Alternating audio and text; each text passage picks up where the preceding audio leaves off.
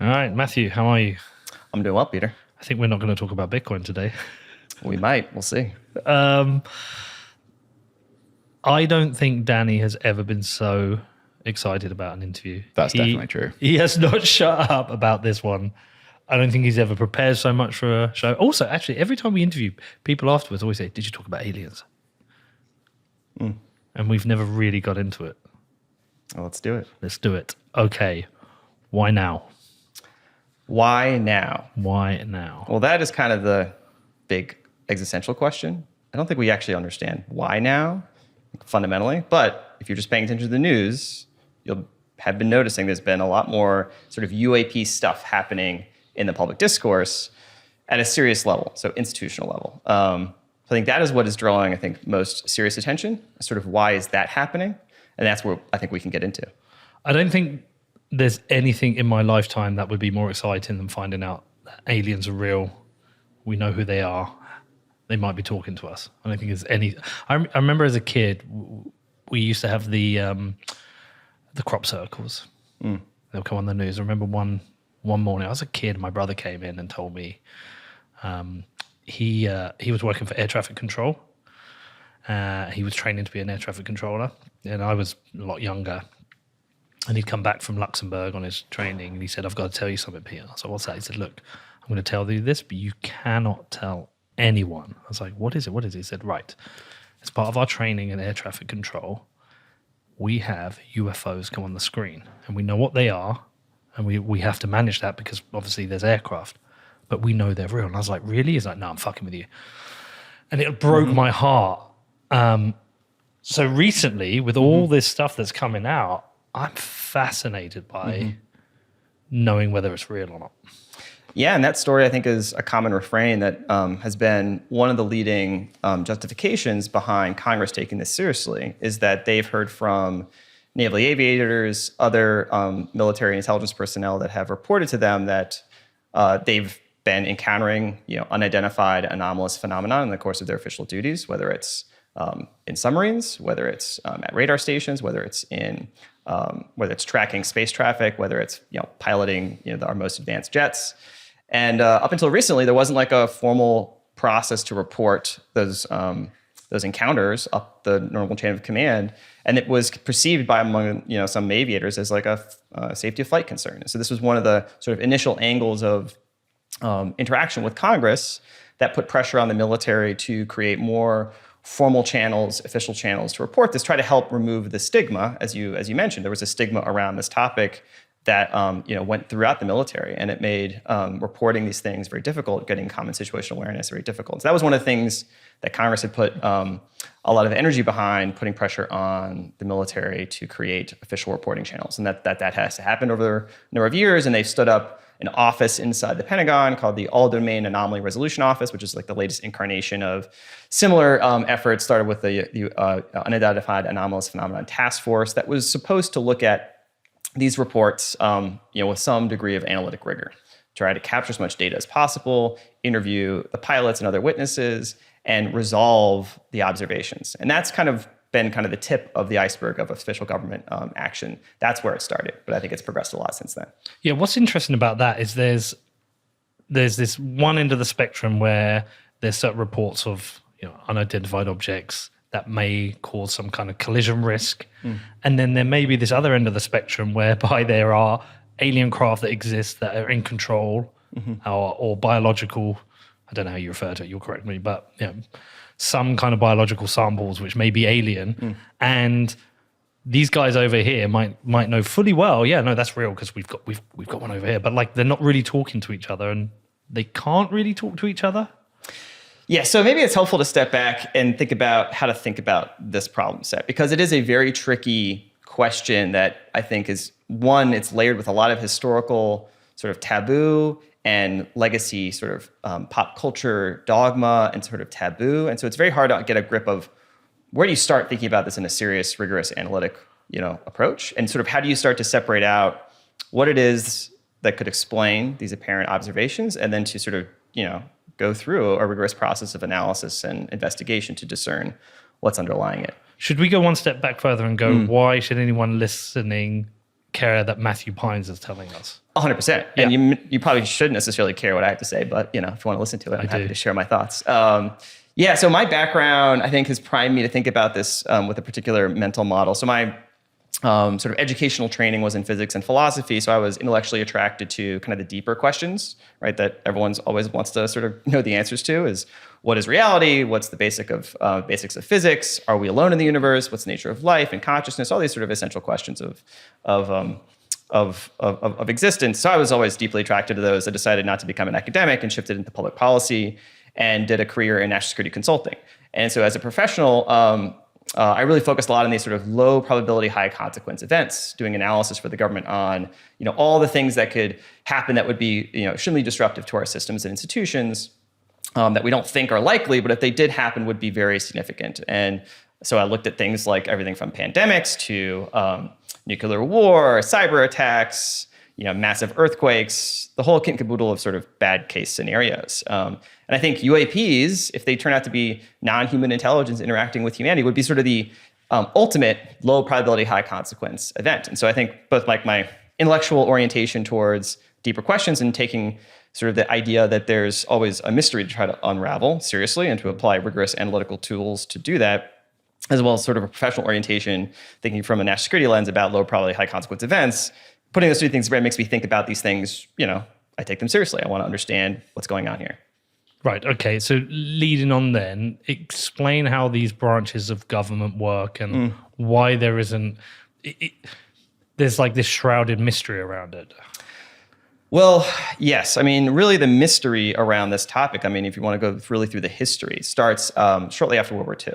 Right, so everyone knows about like the Roswell case, right? And you can look up all sorts of videos on YouTube where they go through kind of the history of Roswell. But that was a real incident, right? There was something that crashed. There was a report that said it was flying saucers from the Air Force, and then it was turned into a story of essentially a weather balloon. Subsequently, what came out was that was a cover story for a secret sort of weather monitoring, radiation monitoring system the Air Force had called Project Mogul. The suspicion has been that itself was a cover story for an actual non-human craft vehicle that was retrieved, et cetera. But that sort of was the genesis of modern pop culture lore. Going back to the 40s and 50s, unidentified flying objects was like a major topic of sort of cultural discourse, and it was taken very seriously by the institutions of power. There were a serious incident over Washington D.C. in the early 50s. It sort of gripped national attention. There was a massive press conference. All the senior brass of the military had to go out and speak to this. It was like a serious thing. And the government spun up a bunch of official investigative bodies, that went through a whole sort of various iterations, but the most famous one was Project Blue Book. They convened sort of expert panels with scientists to sort of investigate this question and issue reports. Again, very similar to what we're seeing now. One of those reports, that sort of has been sort of maligned in history is the Project Blue Book report and the Robinson panel, which basically recommended to the CIA that they should, officially try to dissuade this as a topic of public discourse through ridicule. So that, from their perspective, reports of UFOs were actually a strategic threat, given the fact we were worried about, say, Soviet bombers coming into our airspace. And, if everyone was reporting a UFO, it would sort of swamp our ability to potentially do early detection. So as like a matter of national security, at least the nominal justification at the time was, we need to turn what was like a very serious, fringy topic of sort of pop culture and political discourse and serious sort of national security focus, turn it into kind of a cultural taboo. And that's what they did, and it was very successful. So that's kind of, and then many decades of, cruft and pop culture and Hollywood stories have sort of implanted, I think, a certain set of images and tropes in our minds about what this is, what it could be. And of course, everyone has seen all the different sort of film and narrative portrayals that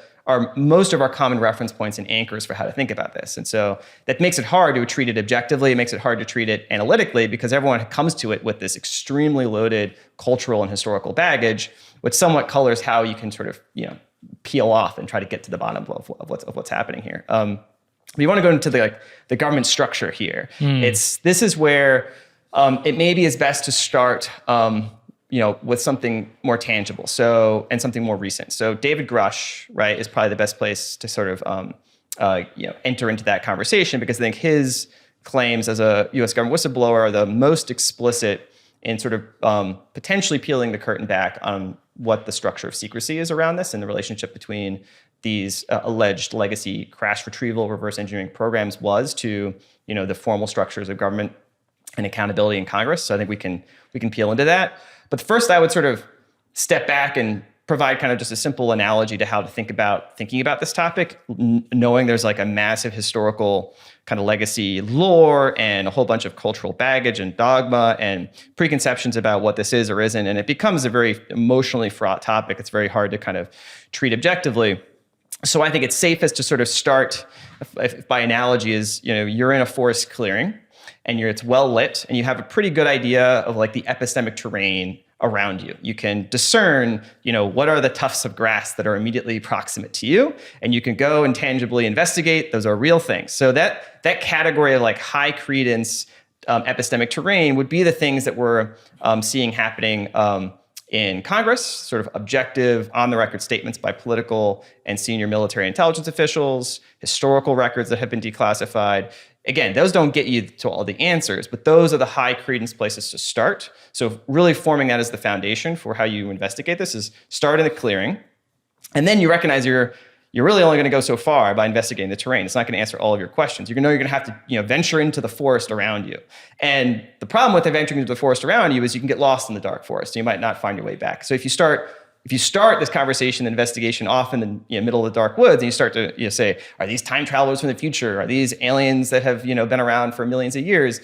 You can start there, but you can easily get lost. And so I like to start in the clearing and then work our way out, and knowing that, as a Bayesian, that my credences and my beliefs have to be, revised, always with new evidence. And that, I'm going to treat every claim that's sort of further out into the dark forest with more skepticism, because I don't think they're as well lit. They're not as well discerned from my perspective. But I think that's the direction of travel, is sort of start from the dark, start from the clearing, work your way out into the forest. And I think David Grush is like the critical bridge that sort of takes you from the clearing into the forest. And so that's maybe the best way to structure the conversation. And before we get into that, just understanding the structure and the branches of the US government, because it's very hard to understand. There is an election every 4 years, a new administration comes in, but it feels like even the administration, there's branches of government they can't access, that almost operate in secrecy. And so I can't even wrap my head around what are the governance structures of these independent secretive branches. How do they operate? How do secrets get maintained with them? How do you join those? How do you elevate yourselves within them? And who do they essentially report to? Because you think of a company as a top down, and whoever runs that company has access to every part of that company, or they can get access to every part of that company. But it's almost like there's these secret silos within the US government. Yes. So I can explain, there's three main sort of buckets of classification categories that's run by really three different parts of the government. So the Department of Energy has their own entire classification system for like nuclear weapons. And so you have to get a separate security clearance, a separate investigation into your background. If you get a job that requires access to that sensitive information, the equivalent of a top secret clearance in the Department of Energy is called the Q clearance. And it gives you access to what's called like restricted data, which is data that we classify as pertains to really like nuclear weapons design information, things relating to, the nature and the performance of nuclear weapons. So that is an entirely separate area of the classification universe that is managed through the National Nuclear Security Administration, which is part of the Department of Energy. It's overseen by a separate set of committees in Congress. But that's part of the executive branch, nuclear secrets. Then, of course, there's the more well-known Department of Defense and intelligence community channels. And those share a classification clearance system that is the more well-known confidential, secret, top secret. And so if you're applying for a national security sensitive position in government or as a contractor, and your position requires access to, say, top secret information, which is the highest classification level, you go through a background investigation, and you have to turn over records, you've got to do, submit to interviews, et cetera. And that is like you get a top secret clearance granted to you as a person.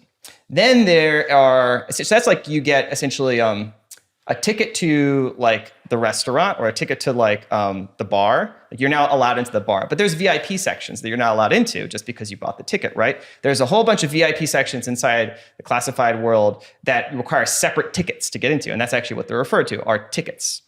And those go under the rubric of compartmented programs. And in the Department of Defense, there's a whole separate structure, what are called special access programs, SAPs. And in the intelligence community, there's a similar called compartmented access programs, CAPS. So SAPs and CAPS in the DoD and in the intelligence community. And they mainly refer to either say like, research development for weapons platforms in the Department of Defense and, compartmented intelligence sources and methods and R&D on that side. And so those are like two separate universes of intelligence and DoD compartmented programs. And you have to have both the clearance and you have to have the need to know in order to get access to, the VIP ticket. And you do not necessarily know what all those are. So there are within just say SAPs, the Special Access Program world in the Defense Department, for example, there are a lot of SAPs. Special access programs are used as a structure to protect the most sensitive military programs, say whether they're active operations or whether they're research and development, concepts for new weapons platforms. And in that is a whole management structure that reports up to what's called the Special Access Program Oversight Committee, SAPOC. And their job is essentially to manage and control access to these compartmented programs and report to Congress on the money they're spending on these that's what like black budgets refer to, right? Black budgets refer to money spent on those SAPs. But there's a lot of SAPs, and there's a difference between acknowledged SAPs and unacknowledged SAPs. So acknowledged SAPs, you might even find like there might be like in a line item that says like some sort of benign name for something, but we're going to spend $10 billion on it, whatever. Those are reported to Congress. They're usually pretty well documented. Even they're classified, but they're reported out. Here's what we're going to spend money on. This is what the justification is for. We're going to have a whole bunch of paperwork for it. And then there's like unacknowledged special access programs. Those are ones that the U.S. government will officially deny. There's no paper. There's no like public trail that refers to those at all. As far as the government's concerned, they don't officially exist. They are by law still required to report their existence to Congress, to a special subset of Congress called the Gang of Eight, which is the two senior members of the House Permanent Select Committee on Intelligence, the two senior members of the Senate Select Committee on Intelligence, and the two most senior members of the House and the Senate. So those are 8 individuals that get usually verbally briefed into the unacknowledged special access programs. Then, this is like, again, I'm going down the rabbit hole here. There are waived unacknowledged special access programs. So the Secretary of Defense can sign a letter that waives certain reporting requirements to Congress on unacknowledged special access programs, where it might be like very limited verbal brief only. There'd be no written documentation provided to Congress and maybe superficial justification or description of what's happening. And sometimes it might not even be to all the Gang of Eight. It might be to like 4 of them. So that is the structure of secrecy for the most sensitive programs inside the government. And so that, the allegation, to connect this to the UAP story, the allegation that has surfaced in the past several weeks was from a former very senior intelligence officer named David Grush, who was a career Air Force, then became an intelligence officer for the National Geospatial Intelligence Agency and the National Reconnaissance Office. He was a GS-15, which is like the highest civilian position inside the government. And his job, before he got involved with the UAP topic officially, was to help compile the president's daily brief, which is the most sensitive intelligence document that exists in the US government. And he helped compile that on behalf of the director of the National Reconnaissance Office, which is responsible for all of our spy satellites, basically, the national overhead system. And so he, in that position, had, if you look back to the analogy of like tickets, he had among the most tickets you can kind of get in the government, right? What was reported by journalist Ross Coulthart, who led the interview with David Grush and has helped report out some of these aspects of the story, is that he had up to 2,000 tickets. So that is an enormous amount. That's insane, right? That is like as many as I've ever heard, having like... he had access to a lot. He had access to a lot. And he was tapped, with that probably a reason why he was tapped by the leadership to become the sort of senior National Geospatial Intelligence liaison to what was then called the Unidentified Aerial Phenomenon Task Force, which was stood up in response to congressional pressure after the 2017 New York Times article, and a bunch of pilots and other folks went to Congress and said, there's a there, you need to investigate, you need to do more official things. And the pressure on that forced the DoD to stand up this official task force. Is that the Tic Tacs? Yeah, it was the Tic Tac. It was Tic Tacs and a few other things that like David Fravor from the Tic Tac story, a few other of these, now well known with the 60 Minutes report have kind of entered the public discourse. But there was other folks that had, been involved in this topic, had gone to Congress and said, you should put some pressure on. And this is kind of works where it's like, there's the official legislative, constraints put on the DoD, and then there's like the behind the scenes, if you want that special program funded, like you got to do this for me, right? And so they stood up this task force, and he was the senior co-lead for UAP for the National Geospatial Intelligence Agency on this task force. And the job of the task force, to answer to the congressional remit, was to, figure out like what does the government know about UAPs? These things that these pilots are seeing, is there there? And so he did his job. He went and started talking to people, and because he had such wide access to all these SAPs, he had the access, and because he had this official position, he had the need to know. And so that gave him like the golden ticket to go and talk to all of these folks inside, the complex Byzantine Matryoshka doll of secrecy in these legitimate programs. And what he alleges is that legitimate legal programs, special access programs, being used to say capture and reverse engineer some North Korean missile that falls into the ocean, right, were being illegally diverted to do crash retrieval and reverse engineering of non-human intelligence vehicles. That's his allegation. That's what makes it very explosive, because he's the first senior intelligence official to come on the record with such explicit detail and to have gone through the official whistleblower process inside the Defense Department and the intelligence community to make these allegations. That's kind of where we are now, is that these allegations have been made in a formal and official manner. And now the Congress is seriously investigating them. The Inspector General of the intelligence community did their own investigation of his allegations, interviewed maybe 6 other folks to corroborate the core claims, and reported that to the senior leadership of the intelligence community and the Senate Select Committee and the House Permanent Select Committee. And they interviewed David Grush, both the Inspector General as well as the Senate. The Senate Select Committee on Intelligence interviewed David Grush in December of 2022 and took apparently 7 to 11 hours of testimony, hundreds of pages of transcriptions. And I think my reasoned speculation is that what happened since December 2022 and now is that more cleared members of the Senate Select Committee on Intelligence have read those transcripts and are now realize this is like for real. And now you're seeing more legislative action that has taken place. We can go into that more detail. Okay, there's a lot there. Okay, Yes, firstly, there's a lot. In being a whistleblower, he hasn't committed a crime? No, so he has been very careful to go through the official process. So he's not the Edward Snowden, I'm going to take the CD and run. He has, the chronology was he was assigned to this role as the task force lead in 2019, I believe, co-lead, and started doing his investigations, realized that, people were telling him there is these other activities that are being conducted without proper authorization under the existing SAP charters that are being used to fund their activities. And this is potentially a violation of federal acquisition regulations, is a potential violation of congressional reporting obligations. Maybe even other illegal things were done to protect those activities from disclosure. He had folks inside those programs, by his account, tell him that, give him program materials, give him program locations, the actual locations of the facilities, the program managers that were involved in these things. So he collected the whole dossier of where all this stuff is. And he went to the Defense Department Inspector General and said, I think there's, in the course of my official duties, I've encountered serious allegations of impropriety. I've collected information from witnesses to that impropriety, and I'm going to report it to you. That's like the official, government whistleblower process.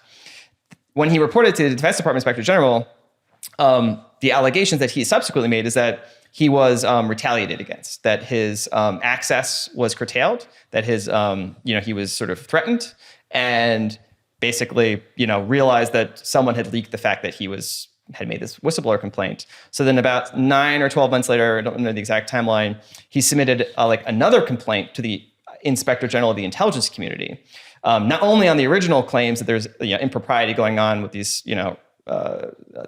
these other sort of rogue SAPs, but that he was also retaliated against and threatened. And so that's what the Inspector General of the intelligence community investigated, found urgent and credible, and then officially reported that finding to the leadership of the House and Senate Select Committees on Intelligence and the leadership of the director of national intelligence. So he has followed kind of the legal process to report in the formal channels, give testimony, et cetera. When he came out publicly and gave the interview, he had all of his statements cleared through what's called DOPSA, which is the Defense Office of Pre-Publication Security Review, which is if you want to make any public statements that relate potentially to classified information, you have to get them pre-cleared by the defense or intelligence community. And so he sent them, I'm going to do this interview. These are the topics. This is what I'm going to say. What cannot say? They cleared him to say everything he said in that interview. Okay. So, and he's reporting back that he's been told these programs exist, Yep. where they exist and what they're doing, but he hasn't directly seen the programs or seen craft or captured vehicles. Yeah, this is entirely what you would call firsthand hearsay. Okay. Right? So he is alleging that he has had, firsthand interaction with individuals who themselves are directly involved in those programs, but he has not himself been, in a hangar and witnessed the vehicle. And when you think this through and try and think through it critically, what scenarios could exist here? I mean, obviously the one scenario is that it's true and it's fact, these programs exist. Could he also be being used for some purpose to, collectively to disseminate false information for some psyop reason? Is that a possibility? Yeah.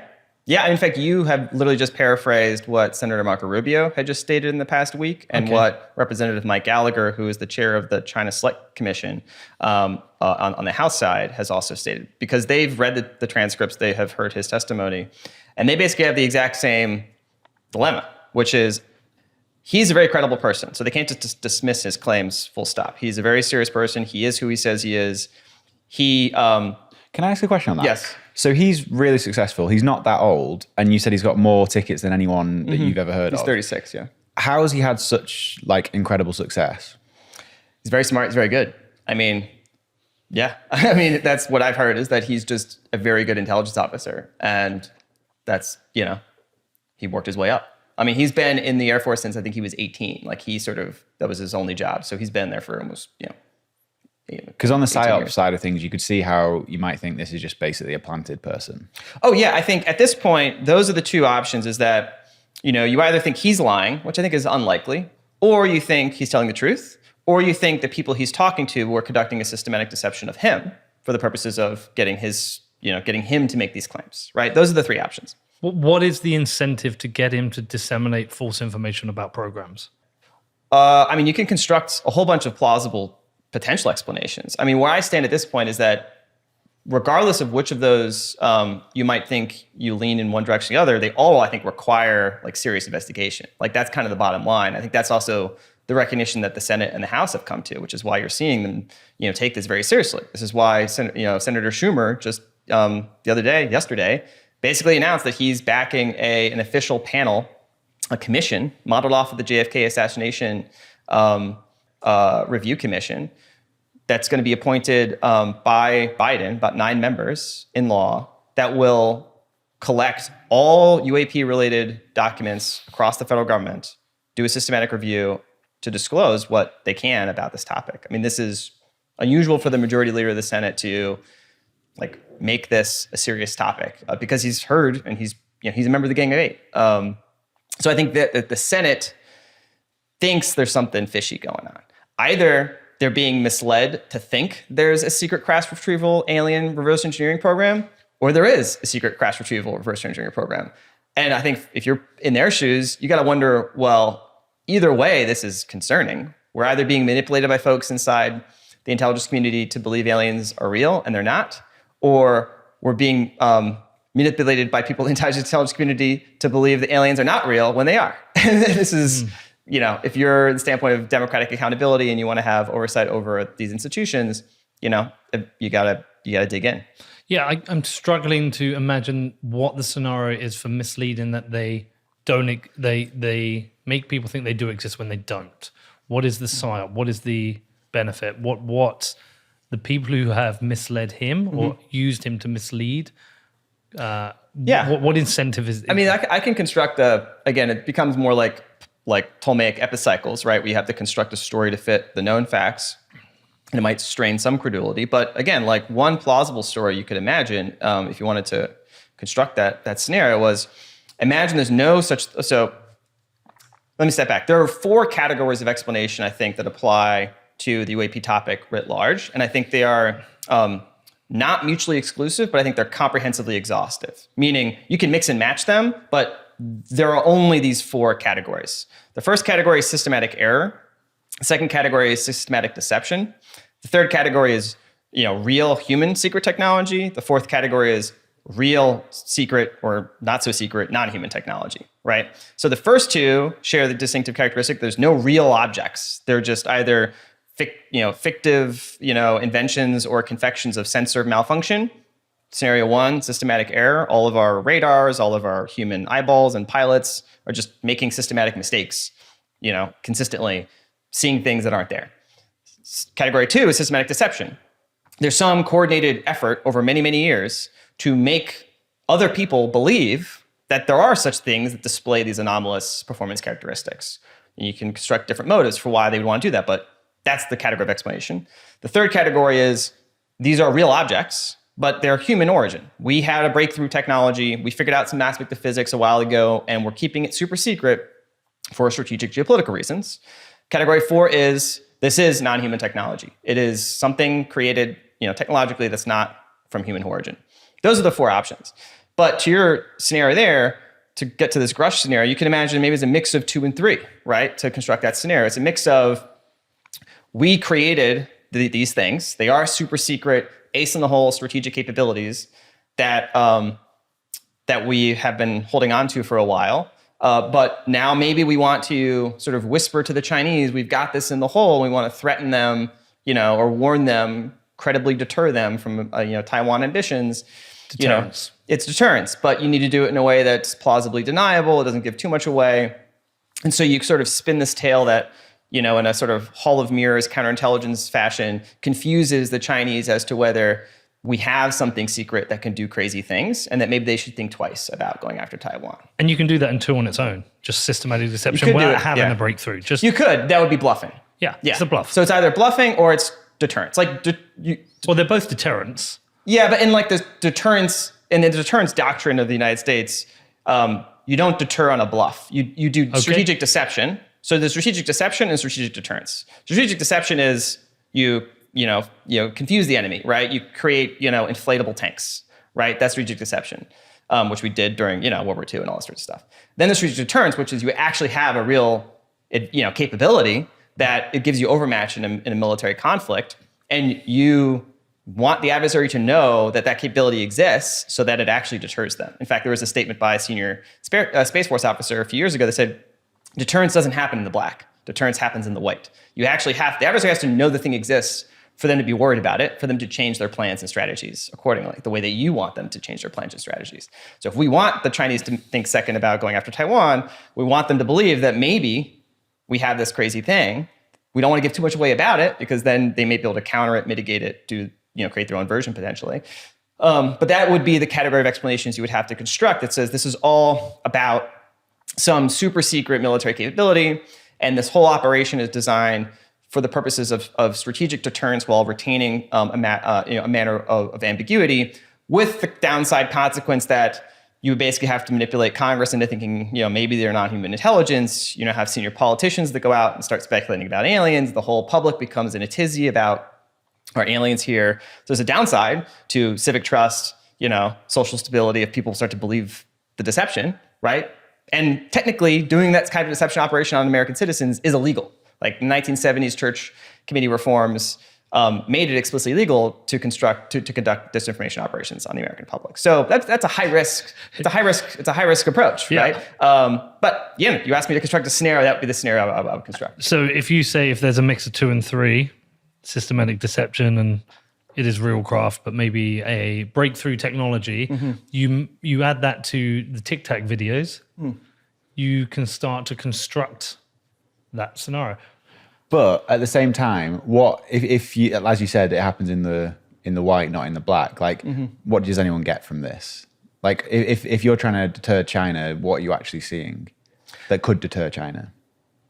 I mean, again, you're asking me to kind of put myself in the position of someone who is trying to plan this operation. It doesn't seem like a very well coordinated, well planned operation, right? I mean, but maybe that's because people are not that competent, right, in general, and it doesn't necessarily all make a whole lot of sense, right? Yeah. But that's the fundamental limitation of constructing a just so story off of hypotheticals. Like, I think you can't necessarily resolve this question by going down that road. You need to actually do tangible, empirical investigation, take people into, put them under oath, get documents. I mean, we're in a position right now where, we have these videos that have come out.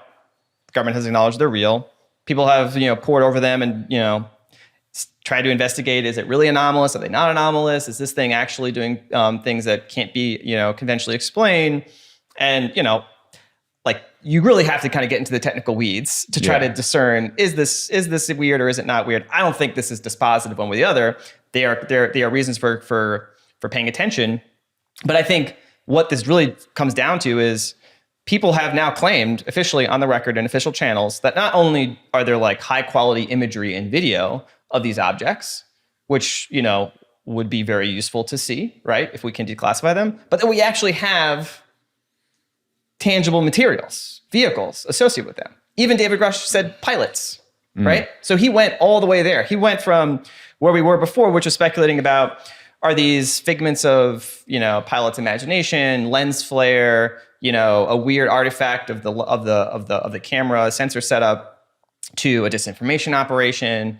But now we're going to the point where, okay, there's hours of sworn testimony, corroborated testimony alleged in official settings that says we're way beyond videos. We are like, Lockheed Martin has stuff in a hangar, and this is the address, and this is the building.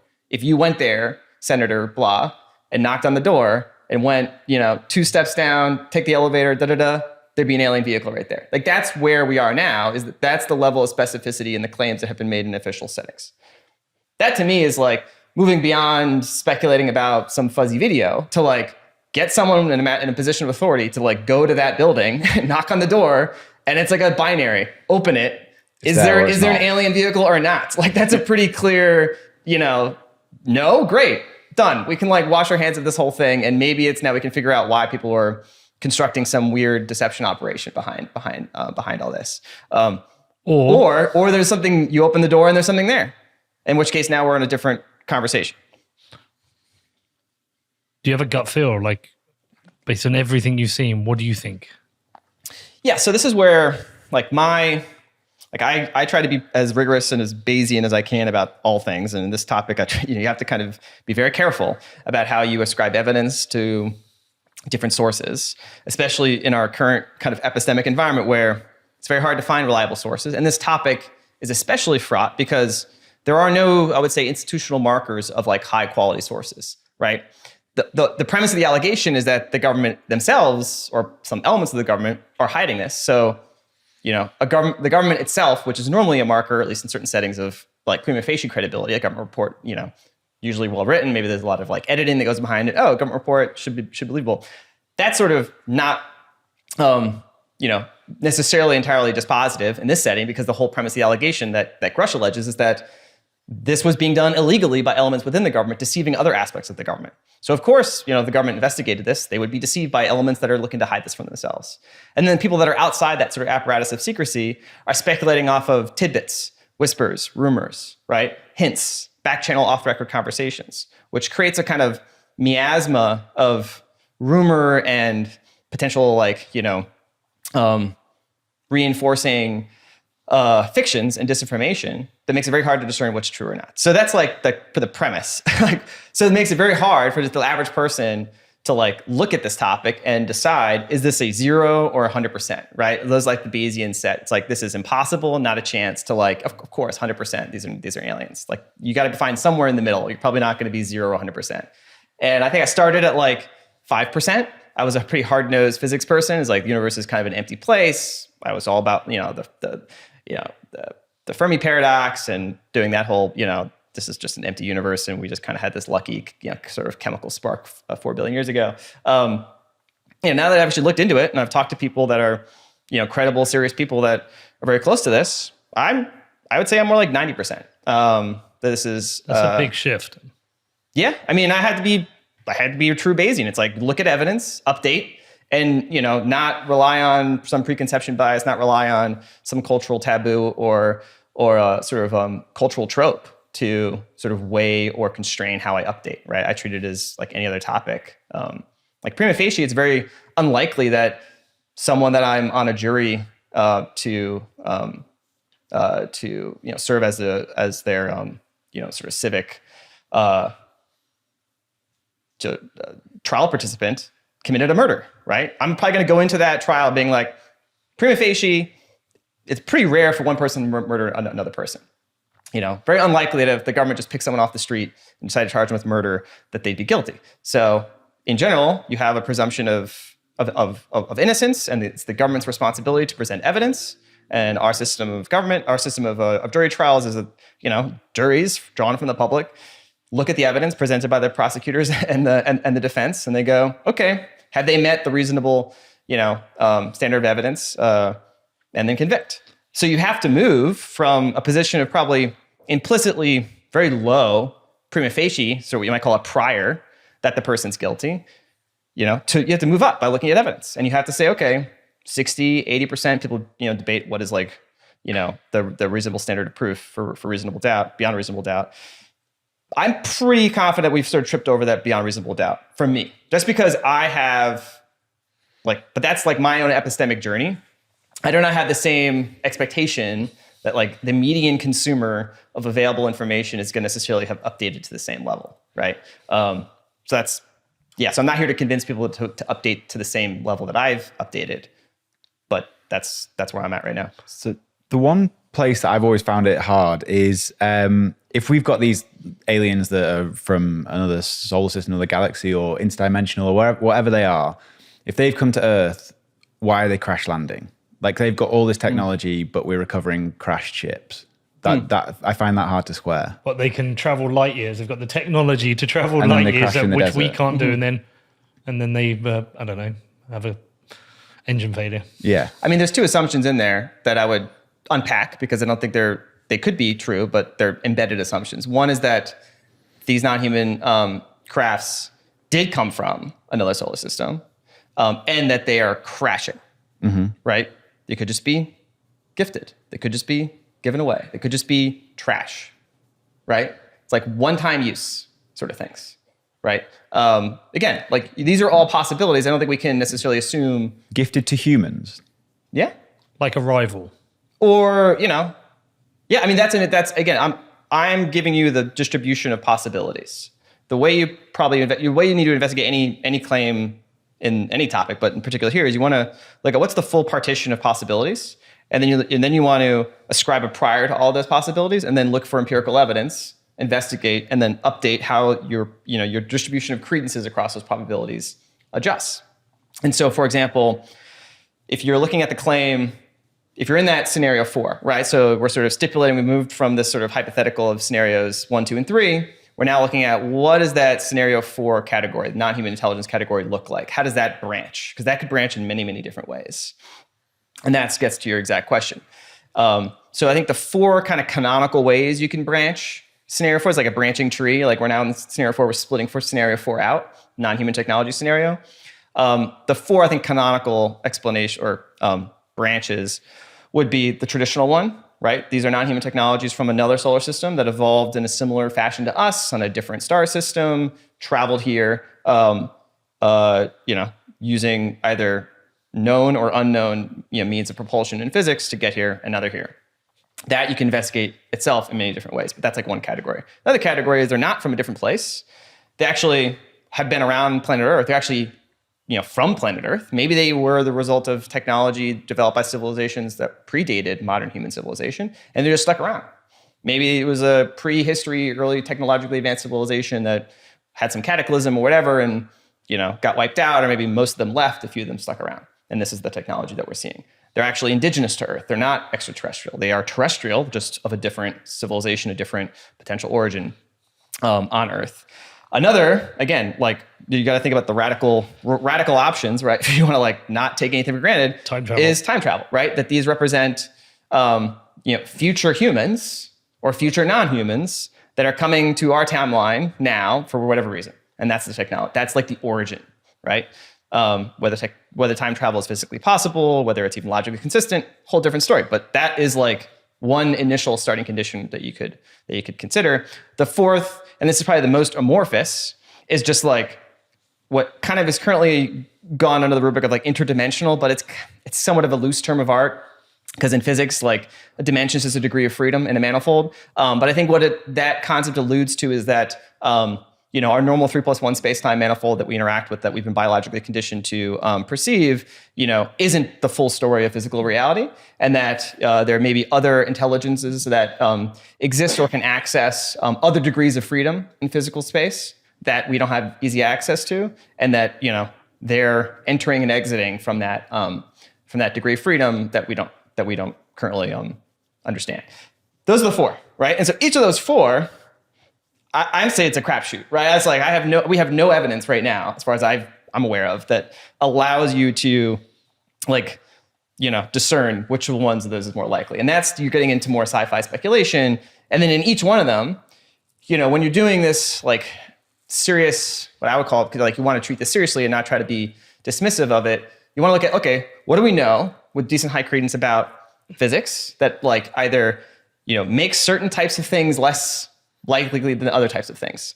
That's very difficult to do in this whole discussion, because I think a pretty safe assumption that you can have in analyzing the nature of non-human technologies is that they probably have access to physics, knowledge of physics that we don't have, right? Maybe they don't, but I would say most likely they do, right? And the way I always play with that one is I think about, the advancements we've had in technology over the last 100 years. Mm-hmm. We've gone, just my lifetime, we've gone from no internet to supercomputers here. Mm-hmm. That's what we have, right?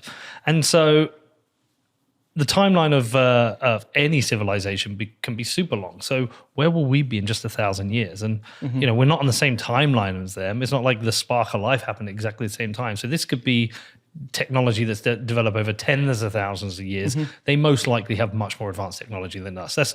To me, that's just a certainty. Mm-hmm. Yeah, these breakthroughs will be possible. Yeah, and that's, I think, of one of the most, I'd say, rigorous places to start in doing this analysis, is because we probably do believe that physics is the fundamental kind of boundary constraint for possible technology. And so every new physics advance unlocks a new possible technology set. And we kind of believe, this is maybe more philosophical, but that there's some fundamental set of physics that any observer can ever figure out. So once you figured out all the possible physics that you can figure out, that basically binds the space of possible technologies you can invent. And then that kind of sets a limit. If you think about an S-curve of Homo sapiens now become technologically advanced, start doing physics experiments, maybe in a few hundred years, maybe a few thousand years, which is a blink in cosmic time, they figure out all the rules of possible physics, and then they sort of taper off, right? Whatever is physically possible, a civilization eventually figures out. And therefore, any civilization in the universe eventually kind of gets to the same level, right? Where everyone kind of has the same technology toolkit. There's no competitive advantage anymore. Everyone's just kind of this is where we are. You're kind of now the member of the cosmic club. We've all figured out everything we can possibly figure out. And in that sense, almost progress kind of stops, right? Because everyone just is at the maximal possible level of technology. It might be impossibly advanced. We might never be able to imagine it. But there's probably a limit there. And then everyone that ever kind of survives to get to that level, doesn't blow themselves up, kind of settles out at that level. And you can imagine if you're now at that level, whatever that perspective looks like to you, you're probably interested about what new members, that's the only most interesting thing would be the new members to the club, right? And you might be, and this is more speculative, right? This is super speculative, but I find it interesting is to think about, well, if you're in an ecosystem where every civilization is essentially maximally advantaged with respect to each other, there's no mutual advantage, there's no competition, right? No one can get a leg up on the other. There's no need to compete. So the only really differentiations are essentially inherited cultural dispositions, or some whatever weird artifacts that they create that just keep them from getting bored. The only source of novelty might be new potential aspirants to the club, right? There are a bunch of old stodgy people that have been in the universe for a few billion years, and then every once in a while, a new sprightly, aspirant kind of knocks on the door and says, "Hey, can I be a member of your club?" And well, they might be some might be welcoming, others might be hesitant because we're a bunch of monkeys with nuclear weapons. They figure this out. Maybe there's we want to not just admit them, we want to check them out, And maybe some might want to block Or guide. entrance, or guide. Exactly. This would be like what you might call like cosmic political sociology speculation, right? Which I find interesting. But that is sort of the latent sort of set of analysis you'd have to give if you're trying to explain like, well, why are they here? Right? The whole branch of those possible explanations. So that kind of gets into something we've spoken about before in the past, where you said there may have been like a correlation between the frequency of these events and us kind of discovering nuclear weapons.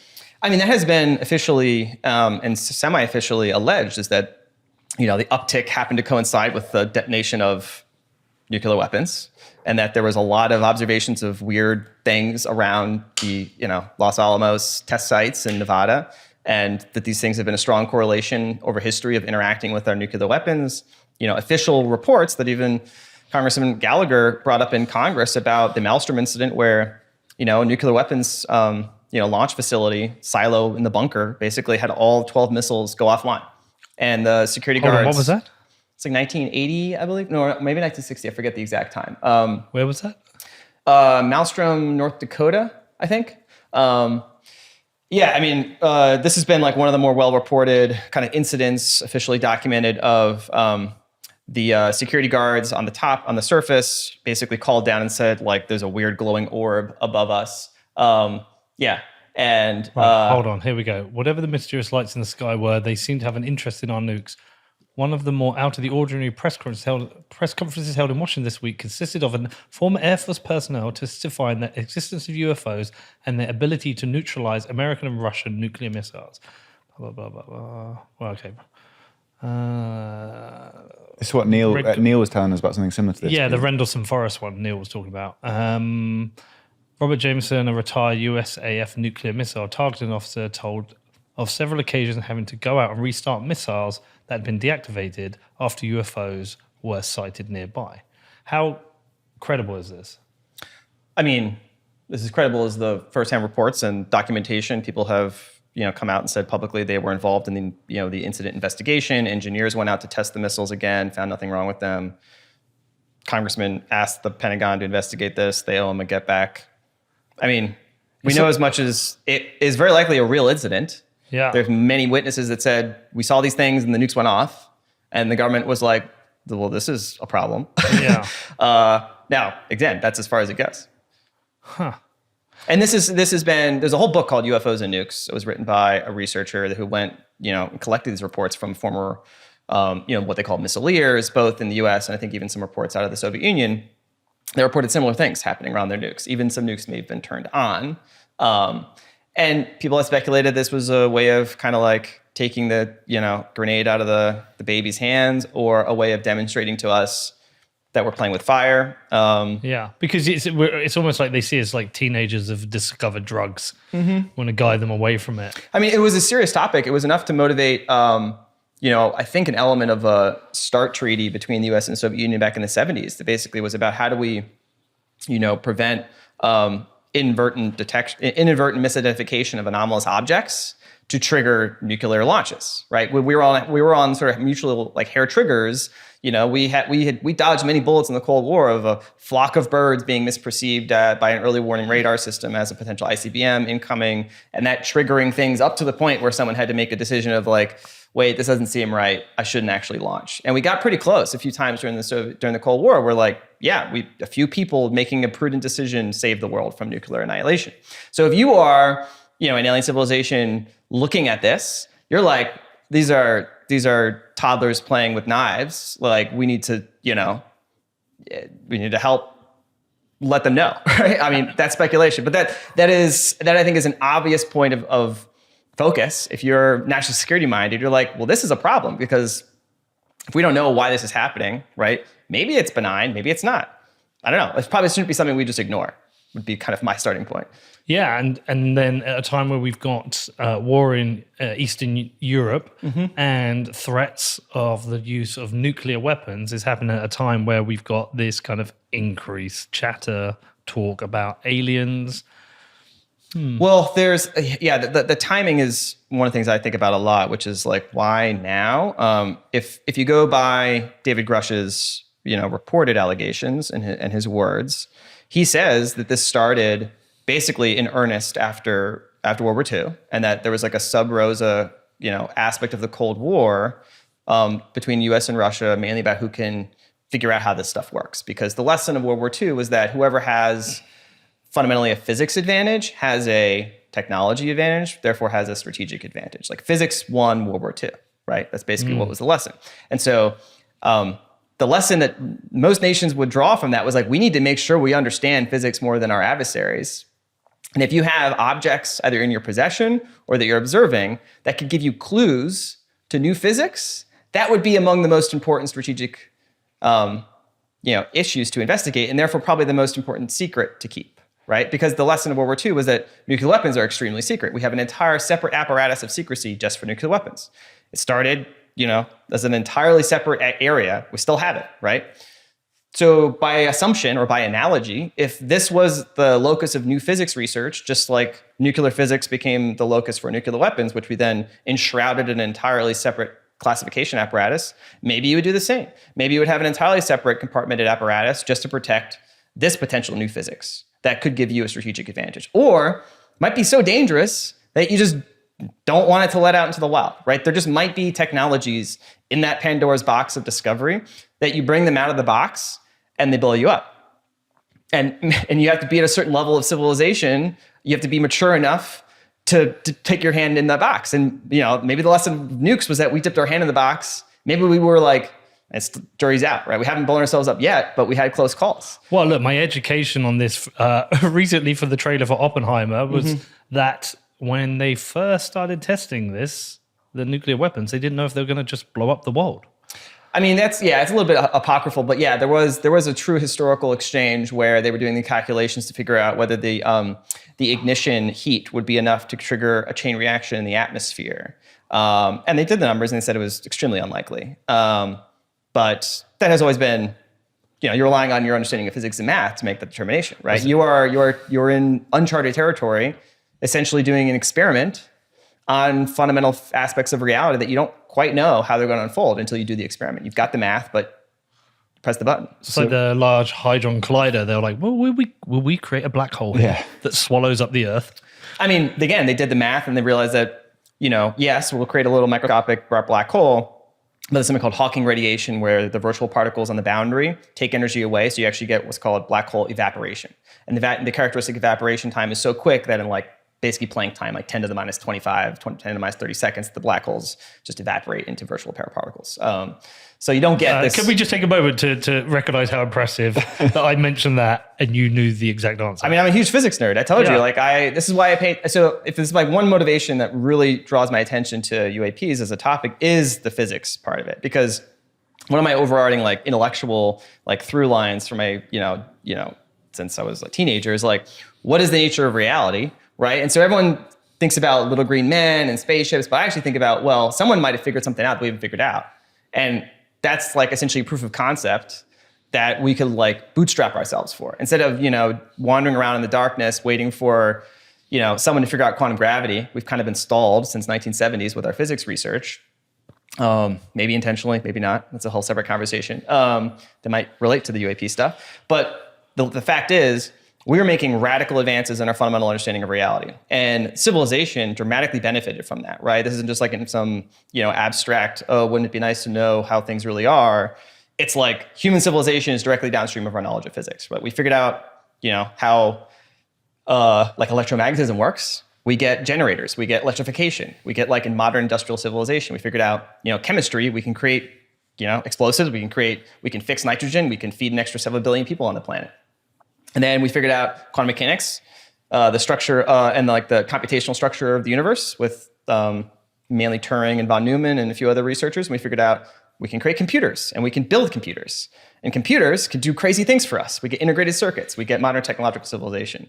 We figured out nuclear physics. We create nuclear power. We create nuclear weapons. So it's I think... What's next? Well, this is the key point. I think our modern culture, because we haven't, really since 1970s, we haven't really progressed that fast or that far in our fundamental physics knowledge. We've kind of forgotten that lesson that if you were alive in the 20s and 30s and 40s and 50s would have been just obvious to you that of course the physicists are figuring out new things and then 10 or 15 years later, the world changes, right? and that was just like an embedded expectation that stopped in the 70s. And then now in the 2020s, we've sort of forgotten that that's kind of the deal, right? Like you need to figure out new physics in order to fundamentally bootstrap your civilization. So we're looking at AI, and like a quick parenthetical, like I find it interesting that as like a sociological observation, the idea of like an emergent super intelligent AI that like rapidly self-improves and is misaligned with sort of human goals and value systems takes over and destroys us, right? That was like a sci-fi plot, niche subculture coming out of Silicon Valley and effective altruism movement, considered as like this super speculative sci-fi scenario. The past 6 months, post ChatGPT and the explosive application growth of these technologies from generative AI is like now a serious topic of conversation in policy discourse among major capitals, right? Elon Musk went to Beijing and his like pitch to them was, you know, an artificial general intelligence is the biggest, most plausible threat to the CCP's rule. So maybe he was like, you know, playing to an audience there because that's their biggest worry is being toppled from power. So, you know, but he's using that as a serious like talking point in like his engagement with Chinese like leadership, right? Which shows you how quickly like the Overton window moved from what was like fringe, niche, absurd topic of analysis and serious discourse, like super intelligent AI taking over the world. Like you're crazy, like go off and don't bother me. I'm a serious person.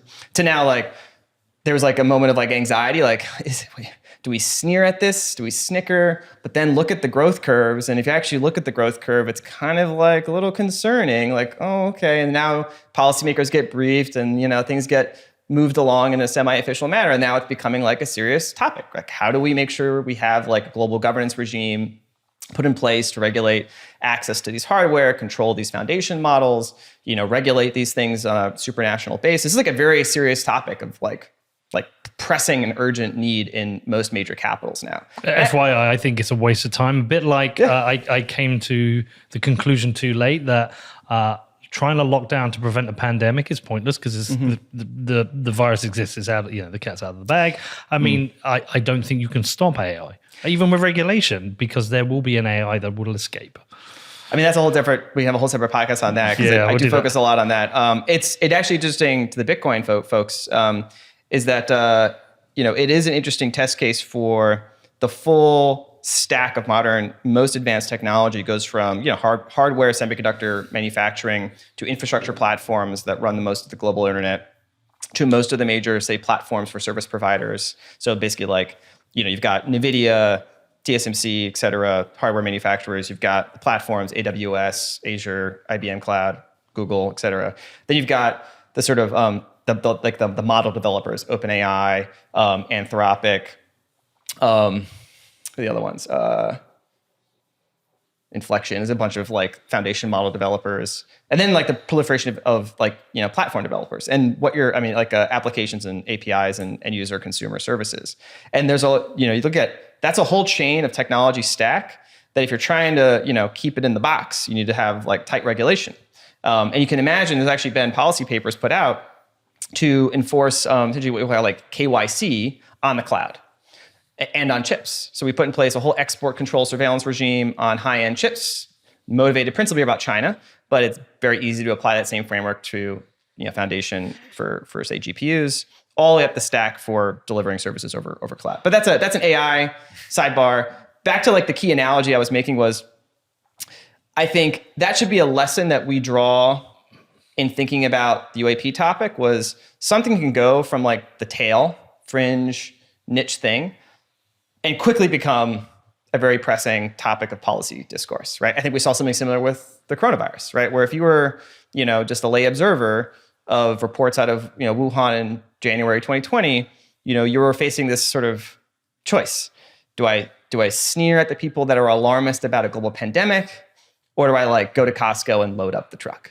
Right? Like, and you know, up until that point, you know, it would have been somewhat rational to say, this is not likely to be a global pandemic because we haven't had a global pandemic in 100 years. It's very unlikely for any given report of some virus to turn into a global pandemic. We saw Ebola, we saw a bunch of these things that were like false alarms, whatever. So your rational stance would have been to dismiss it. The person who is more conspiratorial minded, maybe more paranoid, maybe more on a hair trigger, went, no, I'm going to Costco. right? Or someone who maybe had access to maybe more niche insights, say intelligence reports about the growth rate that was underreported, et cetera, would have moved as well. So I think that's a similar, again, they're not all entirely analogous, but I think those are cautionary tales we should think about when applying, our analytical lens to the UAP topic. And you should look for markers, like sort of indicators that this is moving along that similar trajectory, right? That it's moving from the fringe and the Overton window is shifting officially. So that movement you made from kind of 5% chance to 90% chance, that very significant shift, what were the key things that made you go, okay, I think about this differently now? It was probably a gradual process with a few step functions. I would say, and it's hard for me to go back and reconstruct it, but if I would say like the one that probably made the most relative difference to me was a book I read by journalist Ross Coulthart called In Plain Sight. And it's probably the most serious investigative journalist treatment of the subject that I've read. And he's a serious journalist from Australia, was like part of their 60 Minutes flagship sort of news program. As a result of that, he had a career where he did lots of stories and reporting on the military, intelligence. So he's had contacts and connections.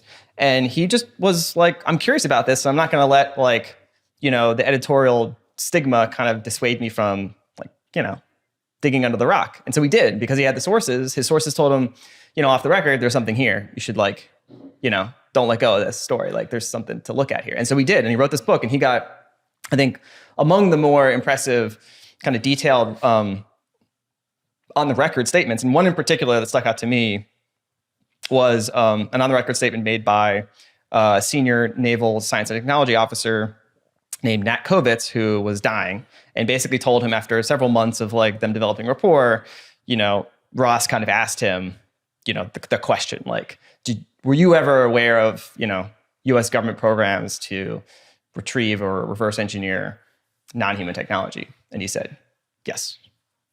Don't talk to me anymore about it. And he put that in the book. And then subsequent, he has reported that Nat Kovitz, before he died, gave him a bunch of other names of people in these programs that, led him ultimately to David Grush as well.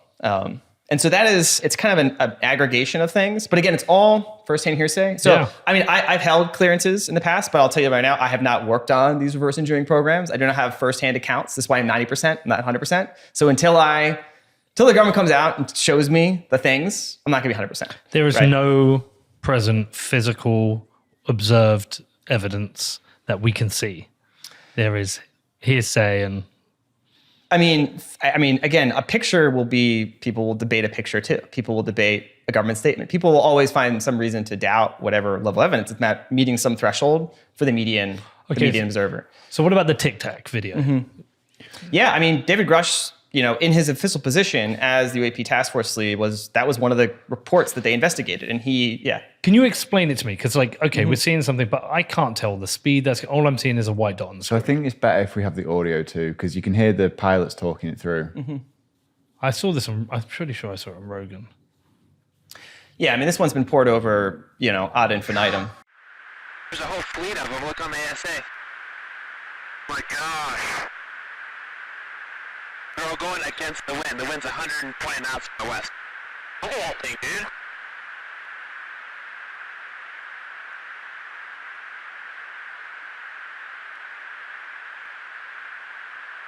That's not our LNS though, is it? It's not. That is the LNS, dude. Well, if there's look at that thing. It's rotating.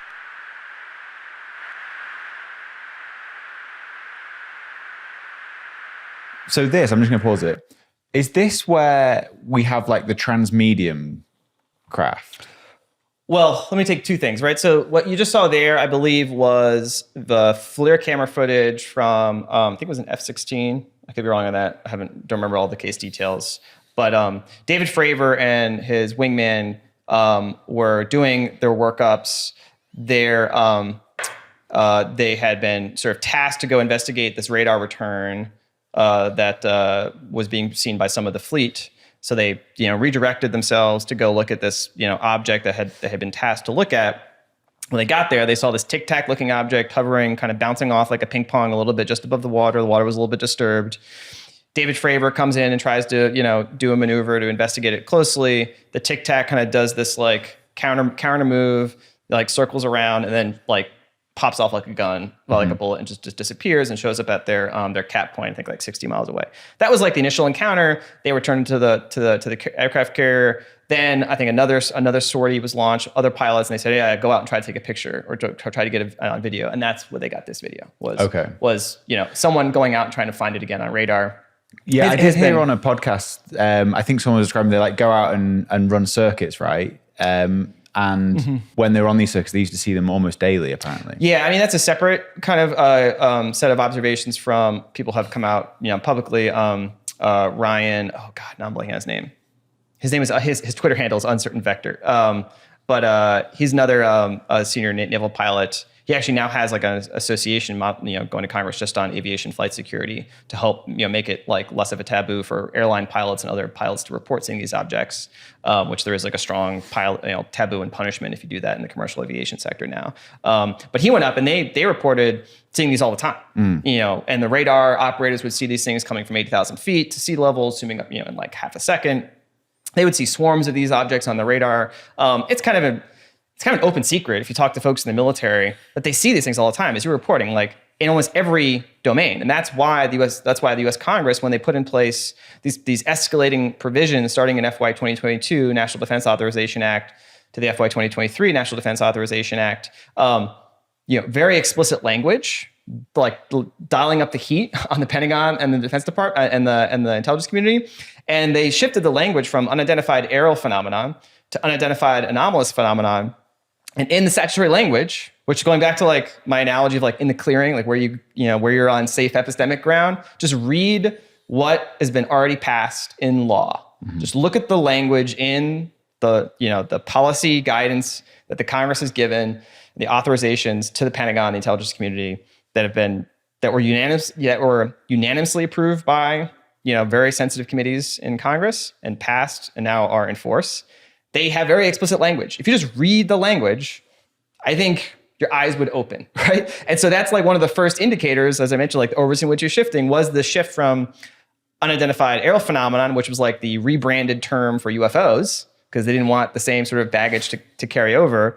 Then they said, well, actually, we're seeing these things not just in the air, we're seeing them in space, we're seeing them in the ocean.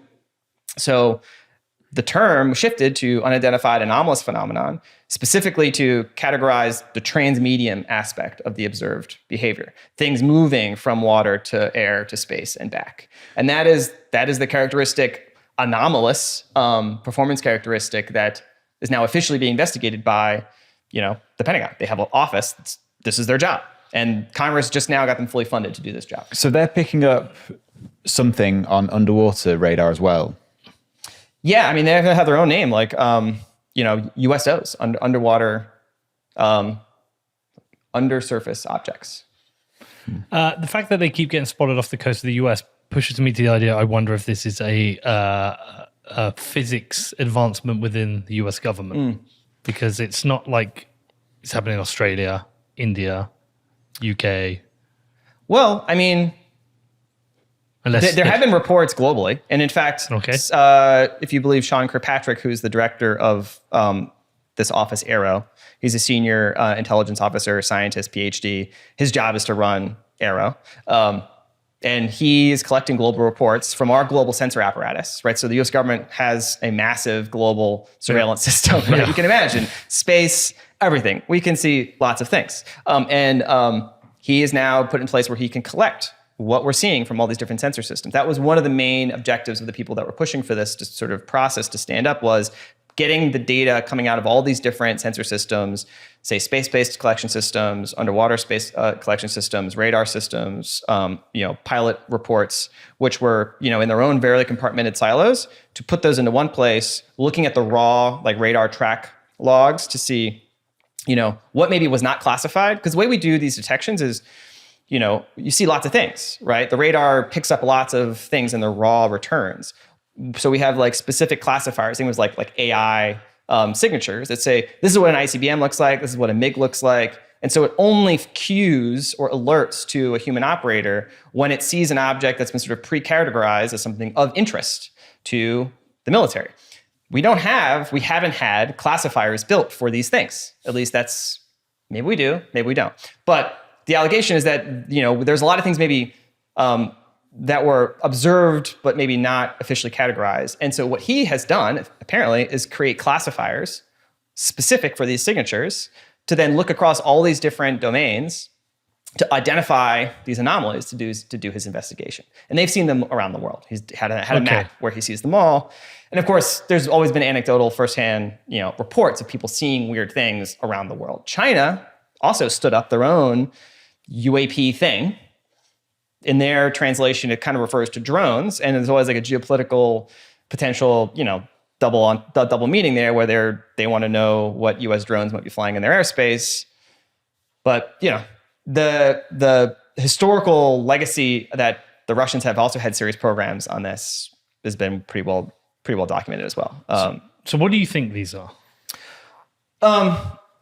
Oh, well, now you just jumped me back to the kind of like where in that for extraterrestrial, tempestrial, ultra-terrestrial. Well, firstly, do you think these are real objects and these were really photographs? This isn't some psyop? Well, these are definitely real objects. The question is, are they non-human technology, right? Yeah. Because I can't, what's the context here? Like, that's the ocean. That looks like a tiny little speck. What's the size of it? I can't figure it. I can't tell anything. Is it like the size of a fighter jet? Yeah, I don't think you can draw decent inferences from these videos. Yeah. Would be like my bottom line. Like, I don't think I can give you a claim and then substantiate that claim using these YouTube videos. Like, I don't think that's going to be epistemically satisfying to you or anyone else who's listening, right? They are a starting point for piquing curiosity, and then looking at what else is happening in the official sphere to say, okay, is there something here that is an indicator that these things might be like truly anomalous? And looking at firsthand witness testimony that you ascribe maybe not 100% credence to, but if you listen to what David Grush said, is that he investigated these incidents officially. And the Tic Tac thing, he says definitively was anomalous, non-human technology. Now, he didn't explain how he arrived at that conclusion, but he made that conclusion public, pretty definitive manner.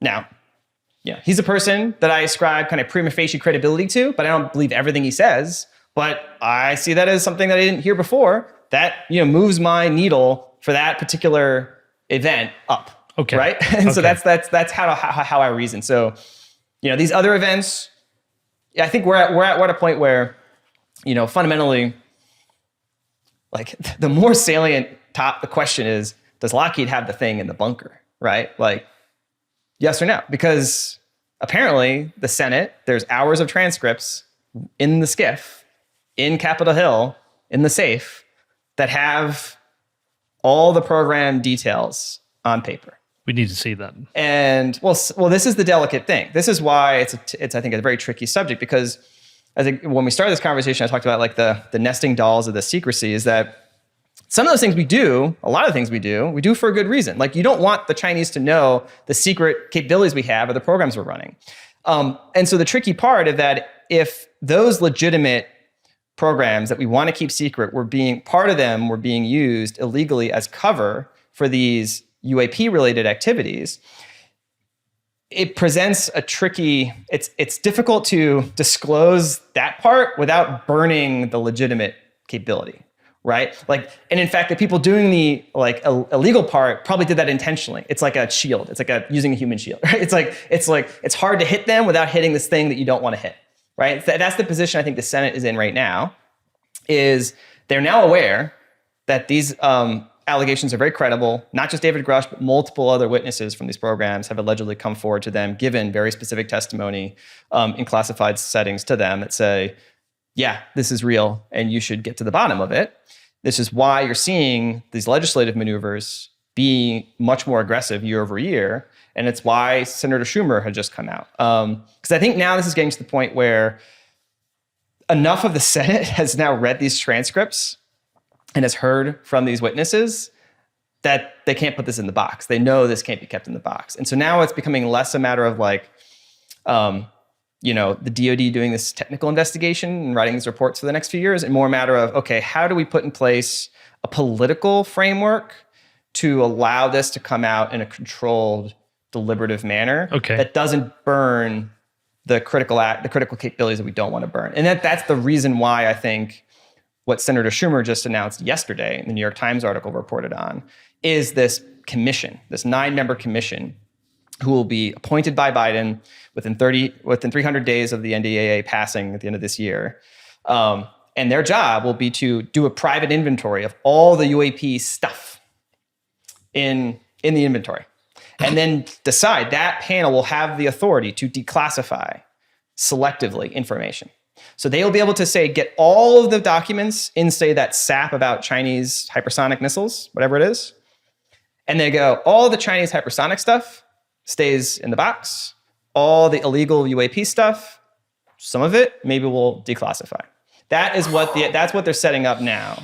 That's the purpose of that. That's why that Schumer, and he's a Senate Majority Leader, nothing he does is done without, clearance from the White House. And you can imagine the timeline here is going to be very tricky. 2024 is campaign season. Yeah. And I draw attention to Representative Mike Gallagher. Again, pay attention to what these people are saying. Like people that otherwise have other things to do, right? Like Marco Rubio, Senator Gillibrand, Mark Warner, Mike Gallagher in particular, I find very interesting because he is PhD, military intelligence officer. He was tapped to be the chair of the Senate Select Committee on China, which is a very important position, gives him a lot of potential political juice. He's, I think, very ambitious politically. He might run for president in 2028. He's from Wisconsin, kind of a moderate Republican, got all the right, checks all those boxes, right? He went on the Pat McAfee syndicated sports talk show 2 weeks ago. And it was a 45 minute interview. And it was kind of, somewhat informal with a bunch of ex-NFL players, and they talk about the draft, whatever. They bring him on. It's a 45-minute interview. All he talks about is UAPs. And his whole objective in that conversation was to try to normalize the subject with the blue-collar audience, right? It was very strategic. And you put it in the context of other statements made by Marco Rubio. They're trying to normalize this discussion in the public discourse. They're trying to, inch it along slowly, but make it, a gradual. Well, it's the opposite of what they did when they tried to make it a laugh, like a joke. Which is very curious, isn't it? Right? All the traditional assumptions about, well, they'll just try to poo-poo it, put it back in the box, reject it, they're doing the exact opposite, right? The senators and the representatives are holding themselves back, it seems, from saying what they really want to say, which is that in fact, just yesterday or today, Representative Gallagher just kind of threw off the pretense because some reporter was asking about UAPs. And he's like, UAP talk, let's just talk and say what it is. It's aliens. We're talking about aliens. That's what he said. That was his quote, right? This is a guy who has a portfolio of, strategic competition with China. He's got a lot of things on his plate. He's made this a focus of his. He's introduced legislation. If you actually look at the legislative text, I don't think this will actually make it in, but similar language will probably make it in as we go through kind of this whole messy sausage making of the current package of intelligence and defense authorization bills. But in the most recent sort of statutory language that he introduced and a few other folks introduced in the Senate side is it is the sense of Congress that in order to prevent technology surprise from foreign adversaries, the U.S. government must open up and maintain broader awareness of, quote, historical exotic technology antecedents. And another part of his different bill, which, it was actually historical exotic technology antecedents previously provided by the federal government for research and development purposes. That language was put in there explicitly because, at least what I've heard, there is intense resentment, not only by other defense contractors, but really big tech, that they have been cut out, right? So if you can imagine the political economy of this whole thing, which is, again, this is me speculating a bit, but I think it's semi-informed speculation, is Lockheed Martin, Raytheon, these big defense contractors, they used to be the big dogs in DC, right? They used to get what they always wanted, whether the fundraising kind of revolving door sort of thing. They were the big heavyweights, especially throughout the Cold War. What's really changed in the past 10, 20 years, and it's really accelerated the past 5 years, especially now with AI, is the political heavyweights are now big tech. Google, NVIDIA, Apple, Microsoft, et cetera, Intel. And they have been making the argument to the White House and to the Senate that they are, at the forefront of strategic technology, leading this technology competition with China, that they're the ones that are, essential to national security. And they are cut out from this entire world of potentially strategic advanced technology. And that, the allegation is that, say, Lockheed has been having this thing in this, secret program, but they haven't made much progress because they've been, it's been so compartmented that only a few engineers get access to it to try to figure it out. They can't, they stall, they go put it back for 10 years until we figure some more advanced science out. We try it again. So these science, the big tech, I think, is like lobbying and saying, like, give us access to this. We've got the best and brightest now. Like we're on the front lines of technology. Silicon Valley has got all the brightest minds, and yet we're entirely blocked out from this DC, DoD world. And that's how I sort of interpret the sense of Congress language, is that maybe they don't want to disclose everything to the public, but there's a clear political economy, I think, dynamic where there's other forces at play that previously were able to keep it contained. Now there's like big money on the line, big political interest on the line that have the juice to sort of potentially pry it open. And that, if you're looking for like this most salient explanation for why now, it's that. It's that big tech got wind. They now have the political juice, and the Senate is, respecting a different viewpoint than necessarily Lockheed had. So that is, I think, the really interesting thing. One of the pieces of the legislation that's in there is it explicitly requires, if this goes through in the National Defense Authorization Act, requires that any contractor or government program that has been involved in say non-Earth origin exotic technology, like non-Earth origin is in the law. It's in the draft legislation. So we have all this speculation about Tic Tac videos. I'm just like, have you read what members of Congress and people meeting in SCIFs have like gone into a SCIF, heard someone tell them there's secret alien technology in a bunker? They take that seriously enough to now introduce legislation. They pass that legislation unanimously out of the Senate Subcommittee on Intelligence on a bipartisan basis. That goes into the National Defense Authorization Act. It gets endorsed by the Senate Majority Leader. The White House gives it an implicit nod.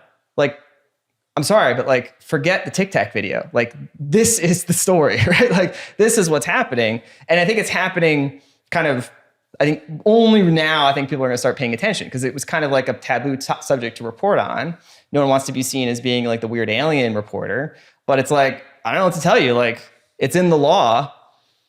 Either our military and intelligence community has gone insane and all of our legislators have gone along for the ride. It's possible, but that should be something we should like be worried about, right? Like, why is our entire Congress political system, why is Senate Majority Leader tweeting, like essentially drawing explicit attention to this new commission that he analogizes to the JFK assassination? There's too much there. There's like a lot. I'm like, why? Like, what is the, like, you could all, I mean, we could say it's all big psyop, but I'm like, okay, for what benefit? But that's a crazy psyop. Like, what is, like, that should be almost more concerning than like it's really alien technology. Like, why is this all happening? Yeah. And yet people seem to, I think we have this we have this resistance to it. I get it, right? Because it's such a bizarre thing, and most people don't want to talk about it because it kind of makes people feel uncomfortable. Well, it answers one of the biggest questions that everybody has: is are we alone? Mm-hmm. It just answers that question. It's like, okay, now we know we're not alone. Now we're in Star Wars world. Well, we're in a different world. I don't know what world we're in, but I think people also. But I don't know how much that's true, because humanity has gone through so many radical shifts in our basic, like what you might even call our basic metaphysical condition, right? Like, humanity has never really been in a single stable place, like especially in the past few hundred years of industrial technological civilization. Like, our view of the world of reality is like radically revised as we figured out, oh, the world is round, and there's other planets that aren't just like, cracks in the firmament, and asteroids can fall from the sky. They're not just like, made up things. But we all look up at the sky. I think everybody questions that, are we alone? Mm-hmm. And in the next 300 to 600 days, we might find out that we're not alone, and there's direct evidence. And it's just like, I think that's a reasonable possibility. I think it's to me, that's like, fuck.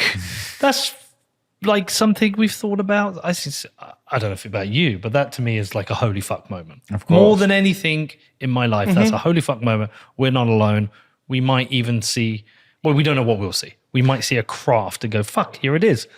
Yeah, and I think, again, because I've been thinking about this for a while, you have like the wow, and I think you have the shrug, right? A bit like, I still have to pay my taxes, gotta drop the kids off at school. So until you tell me this materially changes my life, there's going to be like the, oh shit, what is this? Like, this is crazy. And then you go, I got to drive to school, whatever, the next day, right? But I think what does concern me a bit, I think about this a lot, is like the second and third order implications for, say, financial stability, right? For political stability, right?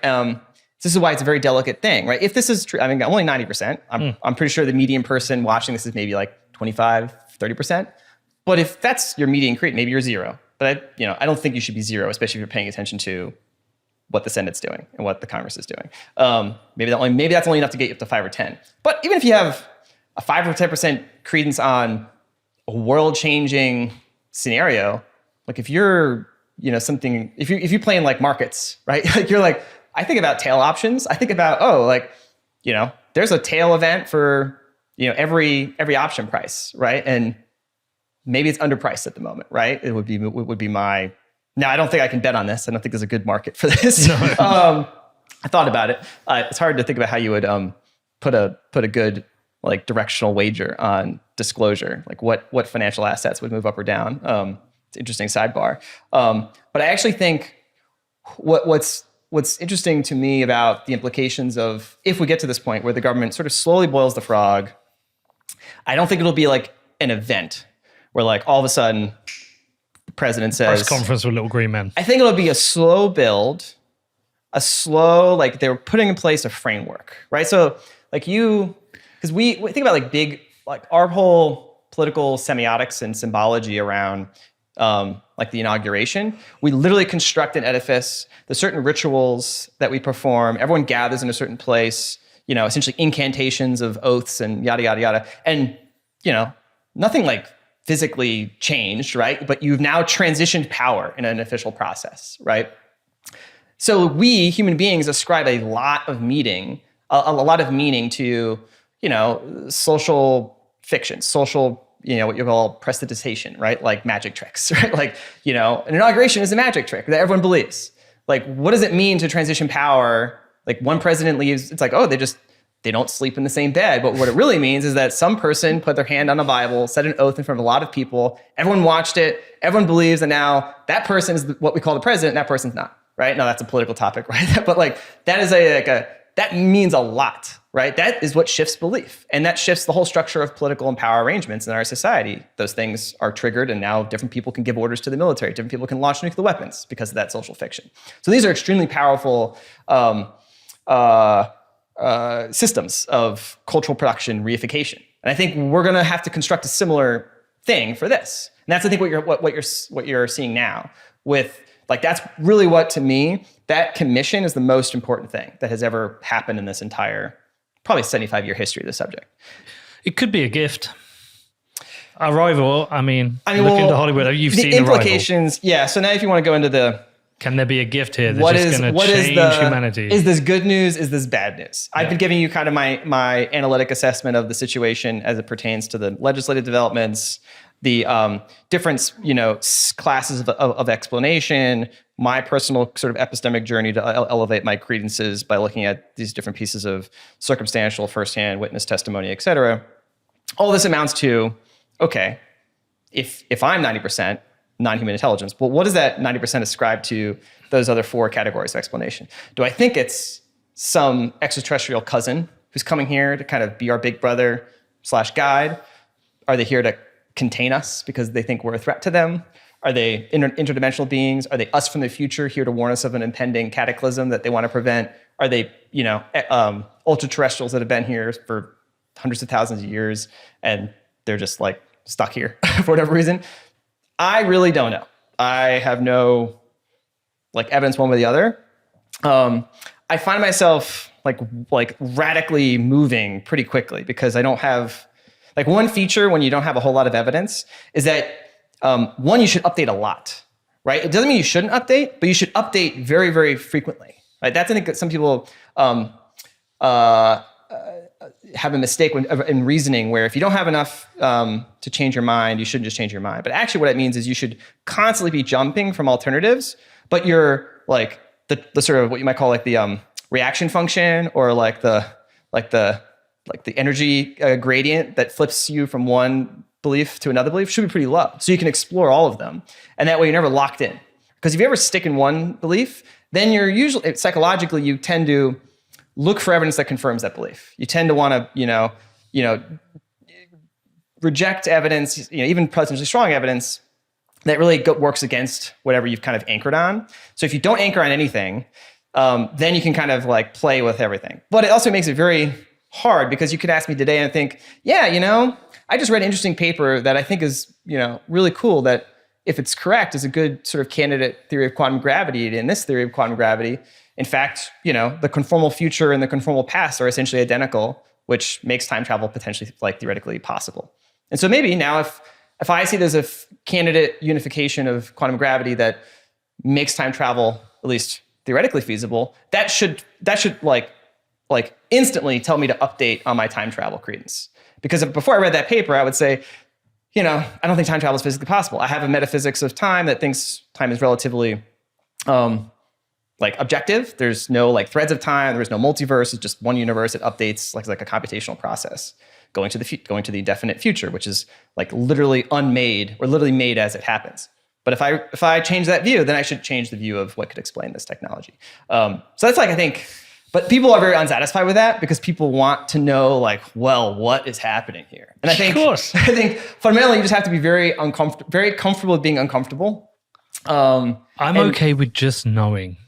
I just want to know. We're not alone, and that's fucking cool because that to me it's not like this binary. Oh, there's this other, alien civilization in the universe. That to me says there's lots of them. Yeah. I mean, the one point I really want to mention here, because I've been thinking about this is you can't keep this subject if we go on this trajectory, lots of things are affected. But one of the things that I professionally focus on is the geopolitical situation, as we've talked about in similar and previous conversations. But professionally, I look a lot at both sort of cybersecurity, cyber threats from nation states, multinationals. And because of that, I also pay attention a lot to the geopolitical dynamics driven by the US-China relationship, either waxing or waning. And so I have to try to think about, consistent putting those different domains together. And I think, okay, well, if this is true, if this is the trajectory that we're officially on, with this commission being set up, with, these official reports being written, with potentially more witnesses coming out like Rush, but maybe witnesses that actually have firsthand accounts that give those accounts in public. Do you think that's what's coming next? I would think it's more likely than not. Again, nothing guaranteed, but I'm reasonably confident there will be more people coming forward in a similar manner. Do you have any inside secret information? I've only heard what people tell me, and I don't know if that's true, but they say, more people are coming. Now, they could change their mind. They could be told to shut up, right? I mean, who knows, right? Until they sit down in front of Congress, raise their hand, and spill the tea. It's all a crapshoot. But I think really intensively about the U.S.-China relationship is the most strategic relationship this decade, and I mean, we've had previous conversations about the tail risk of, say, a Taiwan war being extremely destabilizing for the global economy, if not, existentially threatening if it really escalates. And it's one of the most, anxiety-producing topics of analysis for anyone who seriously looks at geopolitics, or if you're a policymaker in the military, in looking at, well, what does this look like as China maybe reaches close to military parity in the South China Sea? And they get ambitious. Like, that is this defining geopolitical flashpoint, potentially this decade. Anything that potentially can affect the trajectory, I think should be really closely examined, right? And if there's anything that could steer the trajectory that makes that really bad scenario less likely, I think we should find ways to encourage that, right? There's very few things I could think of that would materially change the decision-making and strategic calculus of Beijing, right? Given their historical imperatives, their promises to their people, their technology modernization objectives, the intense sort of security dilemma between US and China. There's very few things I can imagine as like a deus ex machina that would like be sufficient to steer that relationship in a positive direction. This might be one of the few things that you could imagine being like getting to that level where it's like, oh, well, maybe this is enough of a shock, enough of a rejiggering of the decision-making calculus that if we play our cards right, could be used to advantage global peace. So, and I'm not crazy. Like you think I'm crazy saying this. Guess what I just paraphrased? I paraphrased Representative Mike Gallagher, who's the guy, the chairman of the Senate Select Committee on China, who's got both UAPs on his mind and China competition on his mind and how we can bring this together, who wants to, quote, bring this into the presidential conversation. But that may help move towards like world peace, but is there not a risk of having to fight aliens? Well, I don't think I think I would reject both of those assumptions. I don't think disclosure would lead to world peace. I don't know if I don't think we should try to fight aliens. I don't think it'd be I don't think we'd end up on the winning side. Let's hope they're not assholes. I think things are weirder than we want to believe. Yeah. Right? We construct an account of history, an account of our civilization, an account of who we are as human beings that allows us to go about our day without having to constantly question too many things. Like just cognitively, you have to assume a lot to just go about your day and just not have to like care, right? But if you are forced to care, there's lots of things you like go look at and you're like, oh, this is weird, right? And I think reality is weird, right? Like there's no, like physics is weird. Now we call it normal because people study it in labs and they get paid and they have nice titles and they give, good talks and they're seeing like professional articulate people describing quantum mechanics. Quantum mechanics is insane. Yet we're producing technology potentially, speculative, maybe whether it works or not, quantum computing, that's based off of the weird, superpositions that apparently physical reality enables.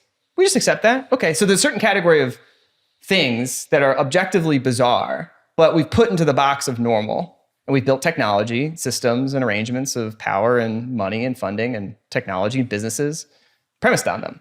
But I think there's no like hard line between like what we consider bizarre that's in that box and what's bizarre that's not in that box. Like I don't know. I think we've agreed that quantum is weird. Quantum is weird. I mean, what was it Einstein said about quantum? He said it's weird. Well, there's been a lot. Yeah, there's the Feynman quote, which is that like no one truly understands quantum mechanics. Einstein had the quote like God doesn't play dice. Like he actually rejected this idea of spooky action at a distance. He wanted to try to find what he called sort of hidden variables. So he created, which was actually disproven, but he put it together with the Einstein, Podolsky, and Rosen, a model of quantum mechanics where there actually were objective hidden variables, like discrete variables. So there was no inherent ambiguity in quantum mechanics. And then we did these tests. They're called the Bell tests. There were 2 Bell inequalities by David Bell.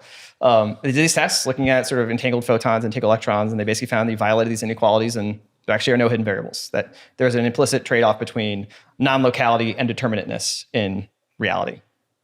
Hold on, what does that mean in the...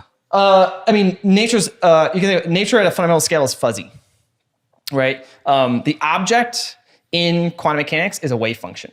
That's like the ontological entity that like the mathematics describes. It's this like little spear-looking thing. That's the thing that is evolving.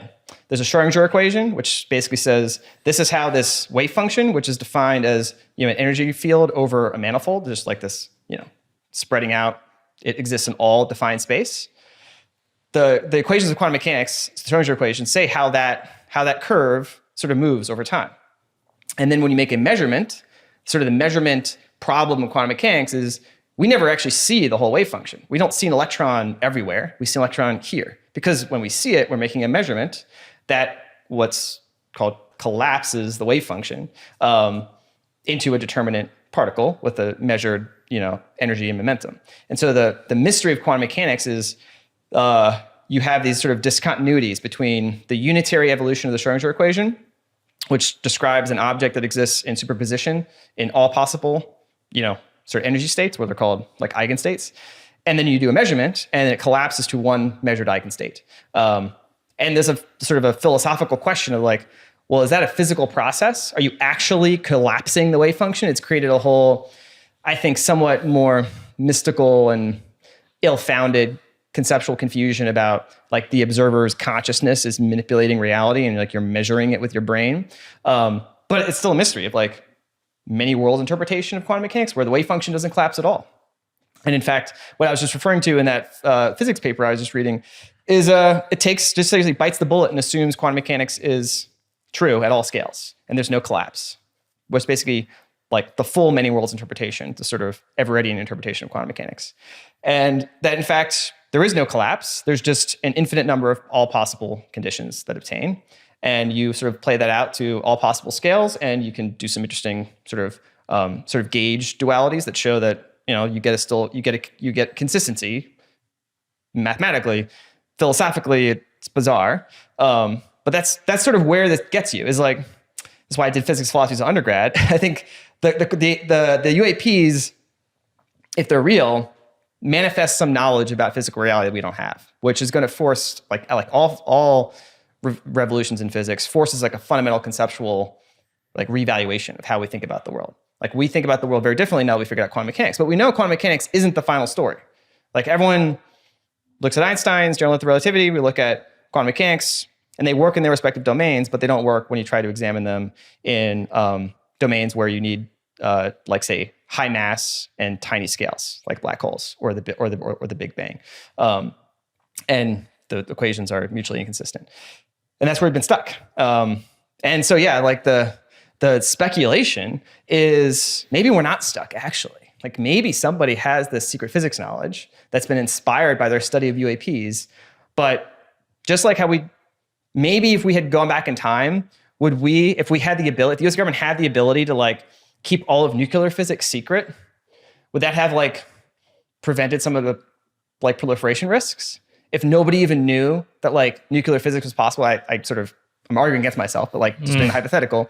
If that was possible, the US government probably would have done that, right? Like just like we did with encryption, up until like, you know, Diffie-Hellman, like the NSA was threatening Diffie with not releasing his, asymmetric encryption publicly. They said, well, you're effectively exporting controlled weapons. Like we're going to throw you in jail. And he's called their bluff and they backed down eventually. And there was a big, obviously a big court case and all that stuff. You know, I interviewed him. Oh, really? Yeah. Smart guy. A long time ago. 3-4 years ago? Longer. Yeah. One of my favorite ever interviews. I mean, that's a good example of someone just figured something out about the nature of reality that's sort of fundamental to the way things are structured, that allows asymmetric encryption. It's just, and then that it starts super abstract, pure math, and then it turns into the foundational, technology for modern civilization. We don't get cloud systems. We don't get Bitcoin. You don't get any of this without that. And so I think we sometimes lose the lesson of like these very abstract, somewhat opaque, maybe even mysterious domains of intellectual investigation are like disconnected from everyday life, but they're not. Like they quickly, inhere and can, basically be the main determinants of how our civilization evolves. When was it? It was like 4.5 years ago. Wow. If we did figure out the sort of the missing piece between those two equations, is it impossible to know what that would unlock, or do we have an idea of what that would unlock? Well, now you're really speaking my language here, because this is what my like late night readings are often about, like frontier physics, and I always try to think about them, with like because I'm not a theoretical physicist, I'm not at the leading edge of research. I'm just trying to keep pace with what I think are more the interesting frontiers, but I'm always trying to understand, like at a semi-intuitive level, like what does this mean? Like what's like the intuitive like grokking condition that I can have for this extremely complex set of ideas and mathematical concepts. And then from that, like what does that imply about like technology, like engineering? It's super fascinating. I mean, one area, just to plug it because I think it deserves more attention, so I'll take the opportunity here to, force people to read these interesting but very dense papers, is a mathematical physicist by the name of Jonathan Garrard, Gorard, and he was inspired by some insights really that Stephen Wolfram made, who's somewhat of a controversial figure, heterodox physicist, but I think is very, very smart, very accomplished, and certainly had this, I think, key insight about looking at hypergraphs, sort of very abstract. Like, what's the most abstract thing you can think of? Like a collection of points, just a bag of points that have directed edges to each other, like connections from one point, abstract point to another point. What can you do with that? If you just started with that, just an abstract bag of points with that can have potential, directed edges to each other, you can create that as like a hypergraph. So then, okay, you start with this very abstract collection of points. Well, this is just a very simple mathematical collection. But you can have a rule that says, okay, take a section of the hypergraph that has, that looks like this. This node connected to this node, connected to this node, and the rule is just, delete this edge, add a point, connect it here. And you can have, an arbitrary number of different rules that are just rewriting the hypergraph. You're just rewriting hypergraphs. And you can apply the rule. You have a simple rule. You can just apply it iteratively. Everywhere you see this sort of specific structure in the graph, apply this rule, change it, do it arbitrarily across the hypergraph. What Wolfram and really Gerard has really elaborated on is if you actually just start from that very, very simple foundation, they've been actually to be able to show you can basically reconstruct quantum mechanics and general relativity. It's kind of insane, but on a discrete basis. Which tells me that's like, I find that fascinating. It's like, start with something that's very, very simple, like as simple as you can possibly imagine. And then just basically playing it out, doing the proper mathematical analysis, getting to the point where you rederive the laws of physics that we've already figured out. And then take it further, right? Where does that go? And it gets really abstract, but I think it's super fascinating because, one of the connections UAPs that I've been speculating about, and we're really in the deep end, but I think you have to get there if you're really trying to think about what these are, because you're playing in unknown physics, and so kind of have to go swim in those deep waters. There's one of the things that's come out of this model, and I won't reconstruct it because we don't want to send the audience to sleep. There's a really tight relationship between how they represent the observer in these models and the physics that observer sees. So what do you mean how they represent the observer? So there's two conditions that they sort of mathematically define as making up an observer. One is they have a linear thread of time, which really implies a certain causal invariance to the history of updates. So you imagine this graph, you apply an update, it's a new graph. You apply an update, it's a new graph. Apply an update, it's a new graph. You can imagine just do the chain of all those different states of the graph and look at a line that looks at the different updates that go through the network. That is the causal history. And there's different possible updates you can apply at any given time. And you can basically look at the space of states that are causally invariant, meaning you apply the rule here or apply the rule here, but then two or three or any arbitrary number of steps later, they lead to the same state of the graph. So you can imagine it's like quantum mechanics, it branches and then it reconverges to the same state. So there are basically alternative paths. In quantum mechanics, this is what's called the Feynman path integral, where you look at all possible states of particle interaction, and eventually you look for the ones that basically are, that converge to a single state. So it's a loose analogy, but that's kind of essentially the analogy of a single thread of time and are computationally bounded. Those are the two conditions. So if you apply those two conditions in how you look at this abstract structure of just pure hypergraphs, those two conditions mathematically make an observer who's part of that graph that's changing. We're all part of this hypergraph that's constantly being updated. Then an observer who's in that hypergraph, who's just a piece of the hypergraph, is being updated as part of the hypergraph that has a linear thread of time.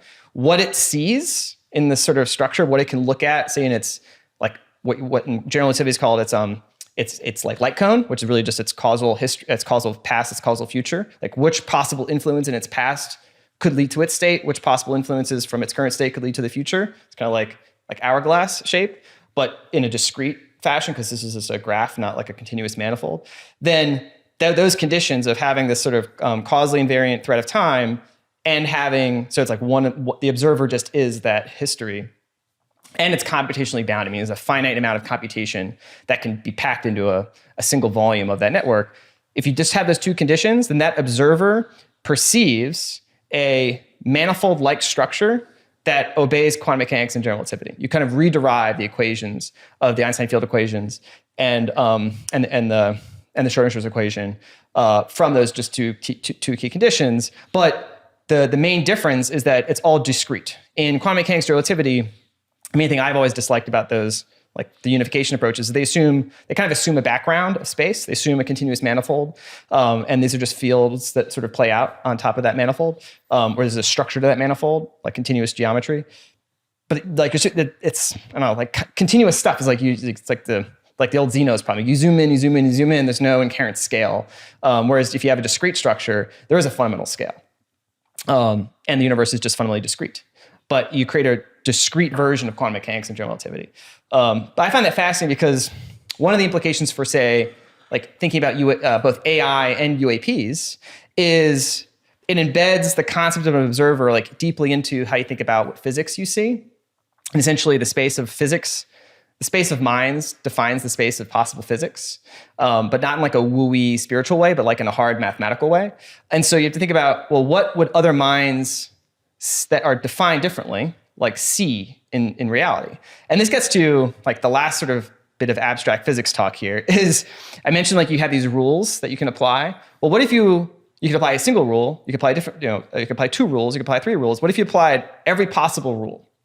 It's a little bit mathematically ambiguous, like how you define every possible rule, but Girard, I think, does this best in a decent way using like what's called higher order category theory or homotopy type theory, which is like the frontiers of current mathematics that sort of he elaborates using this structure. And what you get to is essentially a abstract mathematical object that is essentially the collection of all possible rules that can apply to any arbitrary configuration of these very abstract sort of fundamental like entities, right? Just like a node in a bag of points and relationships between them.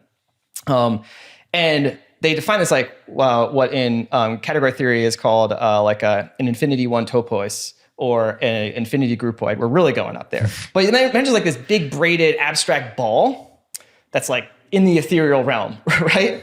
That is all of reality. And an observer, being an observer of a certain kind, essentially slices that higher dimensional, infinite dimensional ball in a certain way.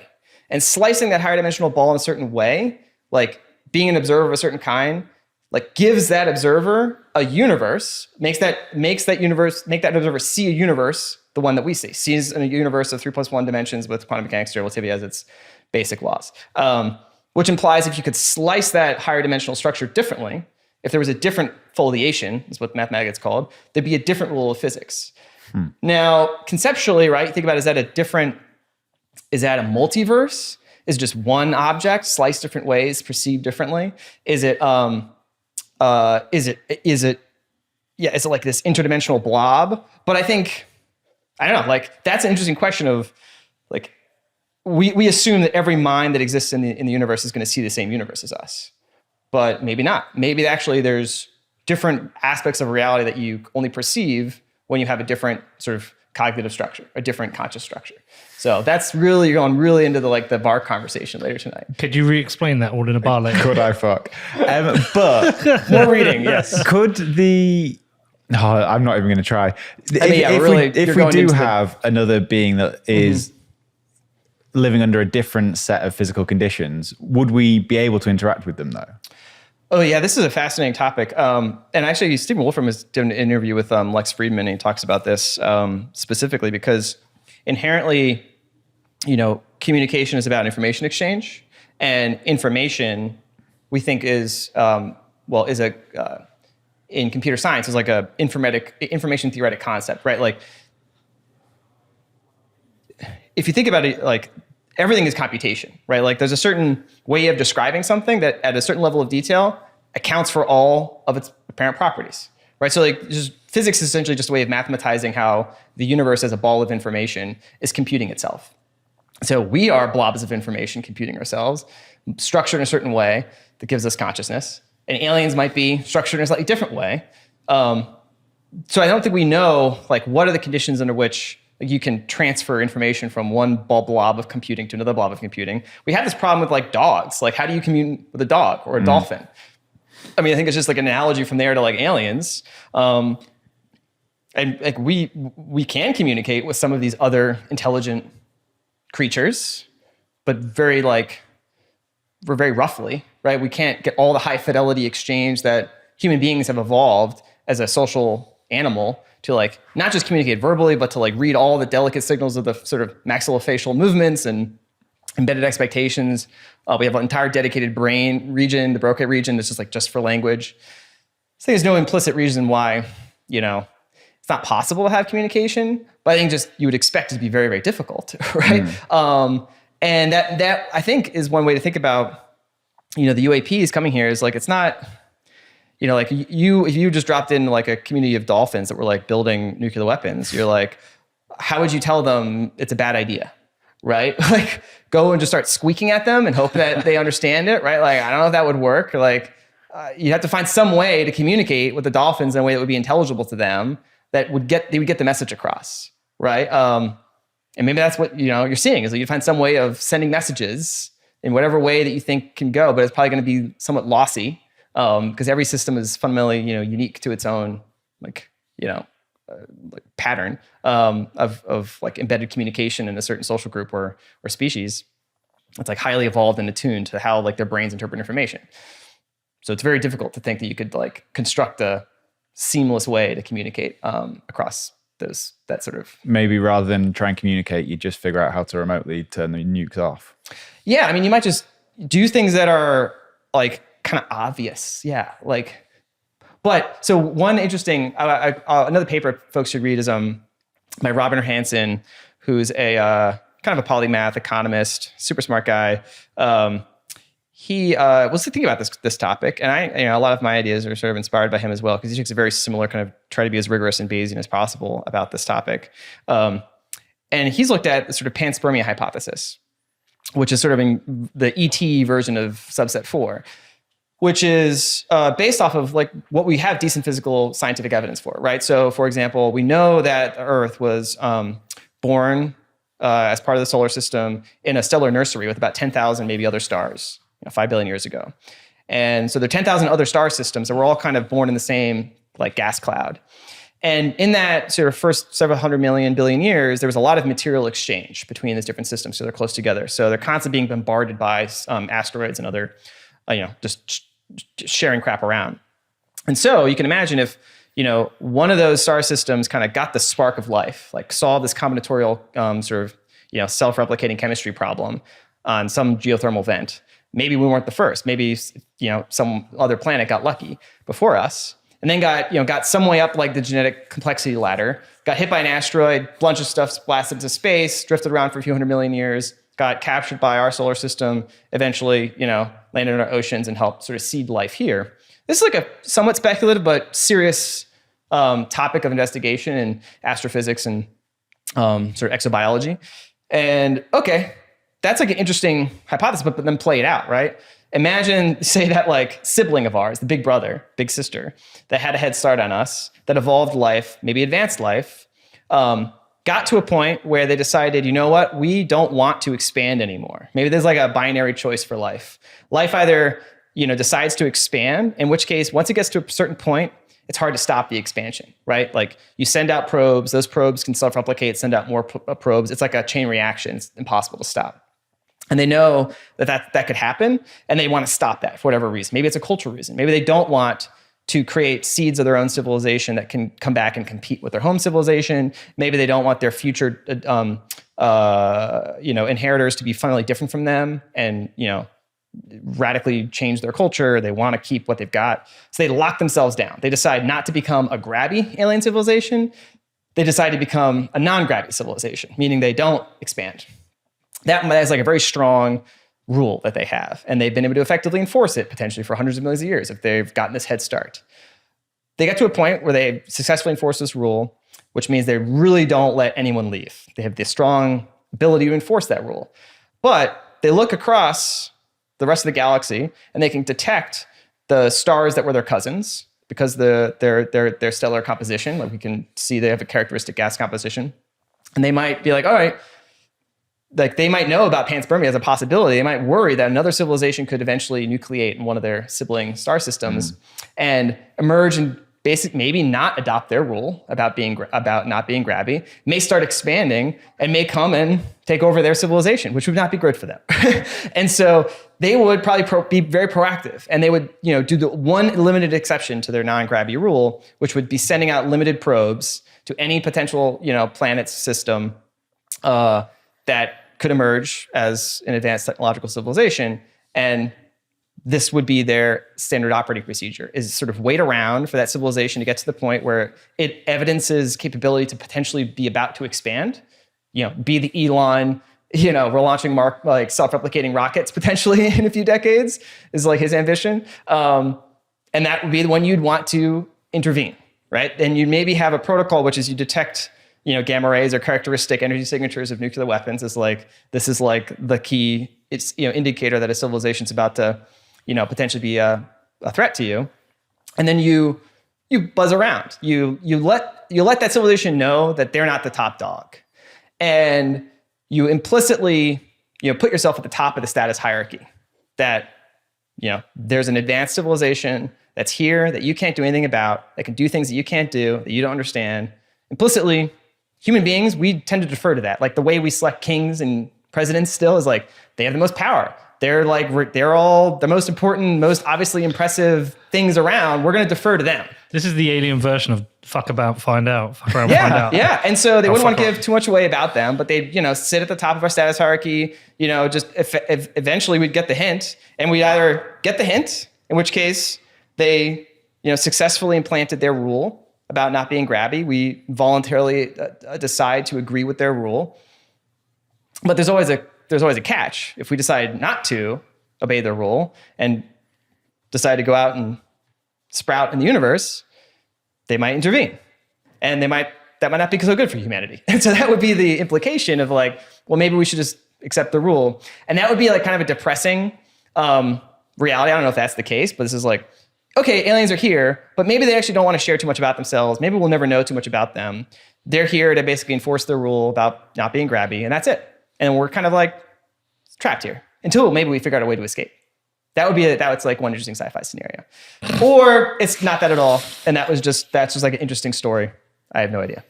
Oh, right. What's the TLDR timeline we need to look to now?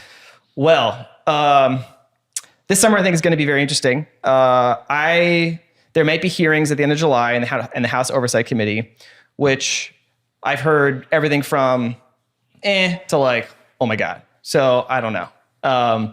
The House Oversight Committee is the committee in Congress that has probably the least direct access to the testimony given by these whistleblowers, which has happened in the intelligence committees. But they may get some interesting witnesses to come forward. Could be very compelling, open public testimony. Could be riveting television. They haven't set the date yet, but it looks like pretty likely to happen at the end of July. Then the Congress breaks for August session, and then they go off to the district. Nothing formal official happens. Action might pick back up again in September. And that is really where I think there's going to be a lot of wrangling on the political side between the White House and the Senate about what happens with specifically the Senate Select Committee on Intelligence. Do they do open hearings or not in September? That's like an open question. Debate whether that actually happens or not. But that would be a political decision, probably being directed by the White House, because Senator Mark Warner, who's the Democratic chair of the Senate Select Committee on Intelligence, he's been very mum on this whole topic, while his vice chair, Senator Mark Rubio, who's Republican, has been out front, being very explicit in acknowledging David Rush's testimony. But Marco Rubio and Mark Warner, when it comes to the Select Committee on Intelligence, they're actually quite bipartisan, very close in how they coordinate these public messaging. And all of the things that have come out of the committee have been bipartisan and unanimous. So I suspect Mark Warner is fundamentally not on a different page, but politically he can't be the one leading it because he doesn't want to put the White House in a difficult position. Ross Coulthart has reported that the National Security Advisor, Jake Sullivan, attended one of these crash retrieval witness briefings sometime in the last few months. And if you remember, after the Chinese balloon incident that occurred, the White House set up a specific White House-led UAP working group led by the National Security Advisor and the Secretary of State, the DNI, SecDef. And nothing's it was formed, they announced it, and then Nothing's been said anything about it. So I'm like, what's happening with this White House UAP working group that is at the level of a principal? So in the White House National Security Council structure, the principals committee is like the most senior structure. Like that is like where the critical like war decisions get made, right? They created an equivalent structure specific for UAPs with that senior level membership after the balloon incident, which always struck me as odd. Like if you knew the structure of the White House Security Council, the National Security Council, that's like a very senior entity to create for what was perceived as this kind of like a little bit of a geopolitical goof, right? Like the PLA didn't tell Xi, the winds went the wrong direction, and we got embarrassed. We had to shoot it down, whatever. So it was an odd incongruity between, the apparent significance of the balloon incident and then the structural response inside the White House that we haven't heard a single thing of. And then the Senate Committee does this sort of stuff with legislation for the NDAA and Intelligence Authorization Act, and then boom, Schumer comes out. Schumer is, he was not involved in this conversation at all up until he just comes out and says, we're gonna do a presidential commission. What? Where'd that come from? So that tells me the clock is on. Okay. And September hearings, the real question is how much comes out before a presidential campaign heats up. There are folks, I think, that want as much to come out as possible before Thanksgiving because they don't want it to become such a partisan thing. Once you spin up the machinery of the presidential campaign, it's hard to have a conversation about this in a, like, what you might want to say is like a bipartisan, sober way. Aliens on the ballot box. So I think there's a kind of a bit of an urgency to like move it along. Maybe you don't get the full kit and caboodle, right, this year, but you get a lot. And then, of course, the point of the legislation that Schumer just introduced gets passed by the end of the year, typically in December. The legislation sets a 300-day clock for the commission. So that would basically put you at like the presidential election in 2024. So the next 6 to 18 months, wild, probably going to be very interesting.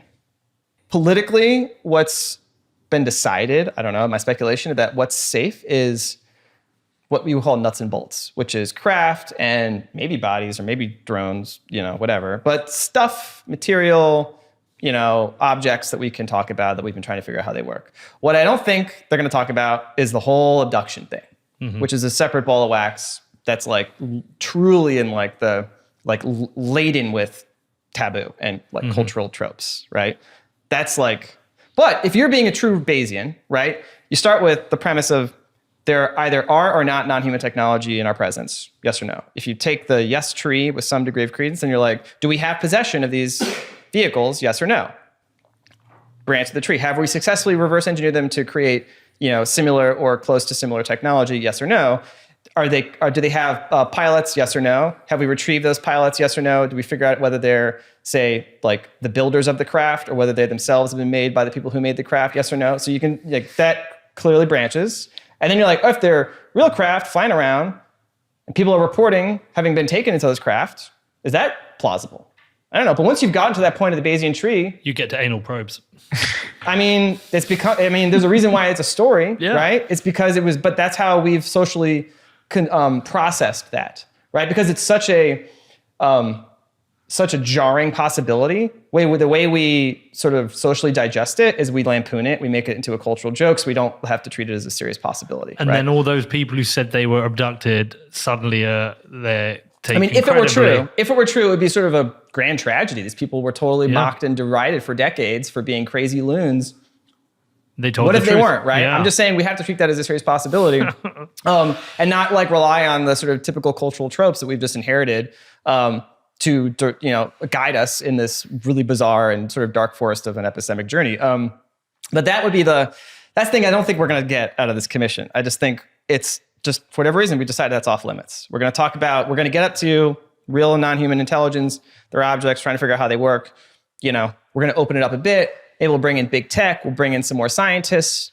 That's how we're going to play it. But then this other stuff, that's kind of what you would call like in the woo file, like alien abductions, like consciousness experiences, like weird remote viewing sorts of stuff, which has always been historically connected to this topic. Like if you actually look at the historical record, like all the weird, like the weird stuff that the U.S. government has done has all been like in one big box. And the UAP stuff and the UFO stuff was never really that like separate from these other weird things that we did. Like we did lots of things to try to, like there was remote viewing programs for decades, whether they worked or not, who knows? But we spent a lot of money. We actually had like programs set up. We've now reported on them where we like the CIA hired and, you know, had training programs for like people that could try to like see if they could see a nuclear submarine with their mind. And those programs were like adjacent to, sometimes being run by the same people that were running the legacy UAP investigation programs. I don't know. That's like a historical fact that's odd. But does that mean that you discount the UAP stuff? Maybe it does, because it's associated with this thing that you've prima facie decided is totally implausible and crazy. And so by its association with the UAP stuff, that discounts your credence to the UAP stuff. But it could go the other direction. Okay. Anyone listening, what would you recommend they read or watch if they want to learn more? Yeah, I would recommend staying to start in that well-lit clearing.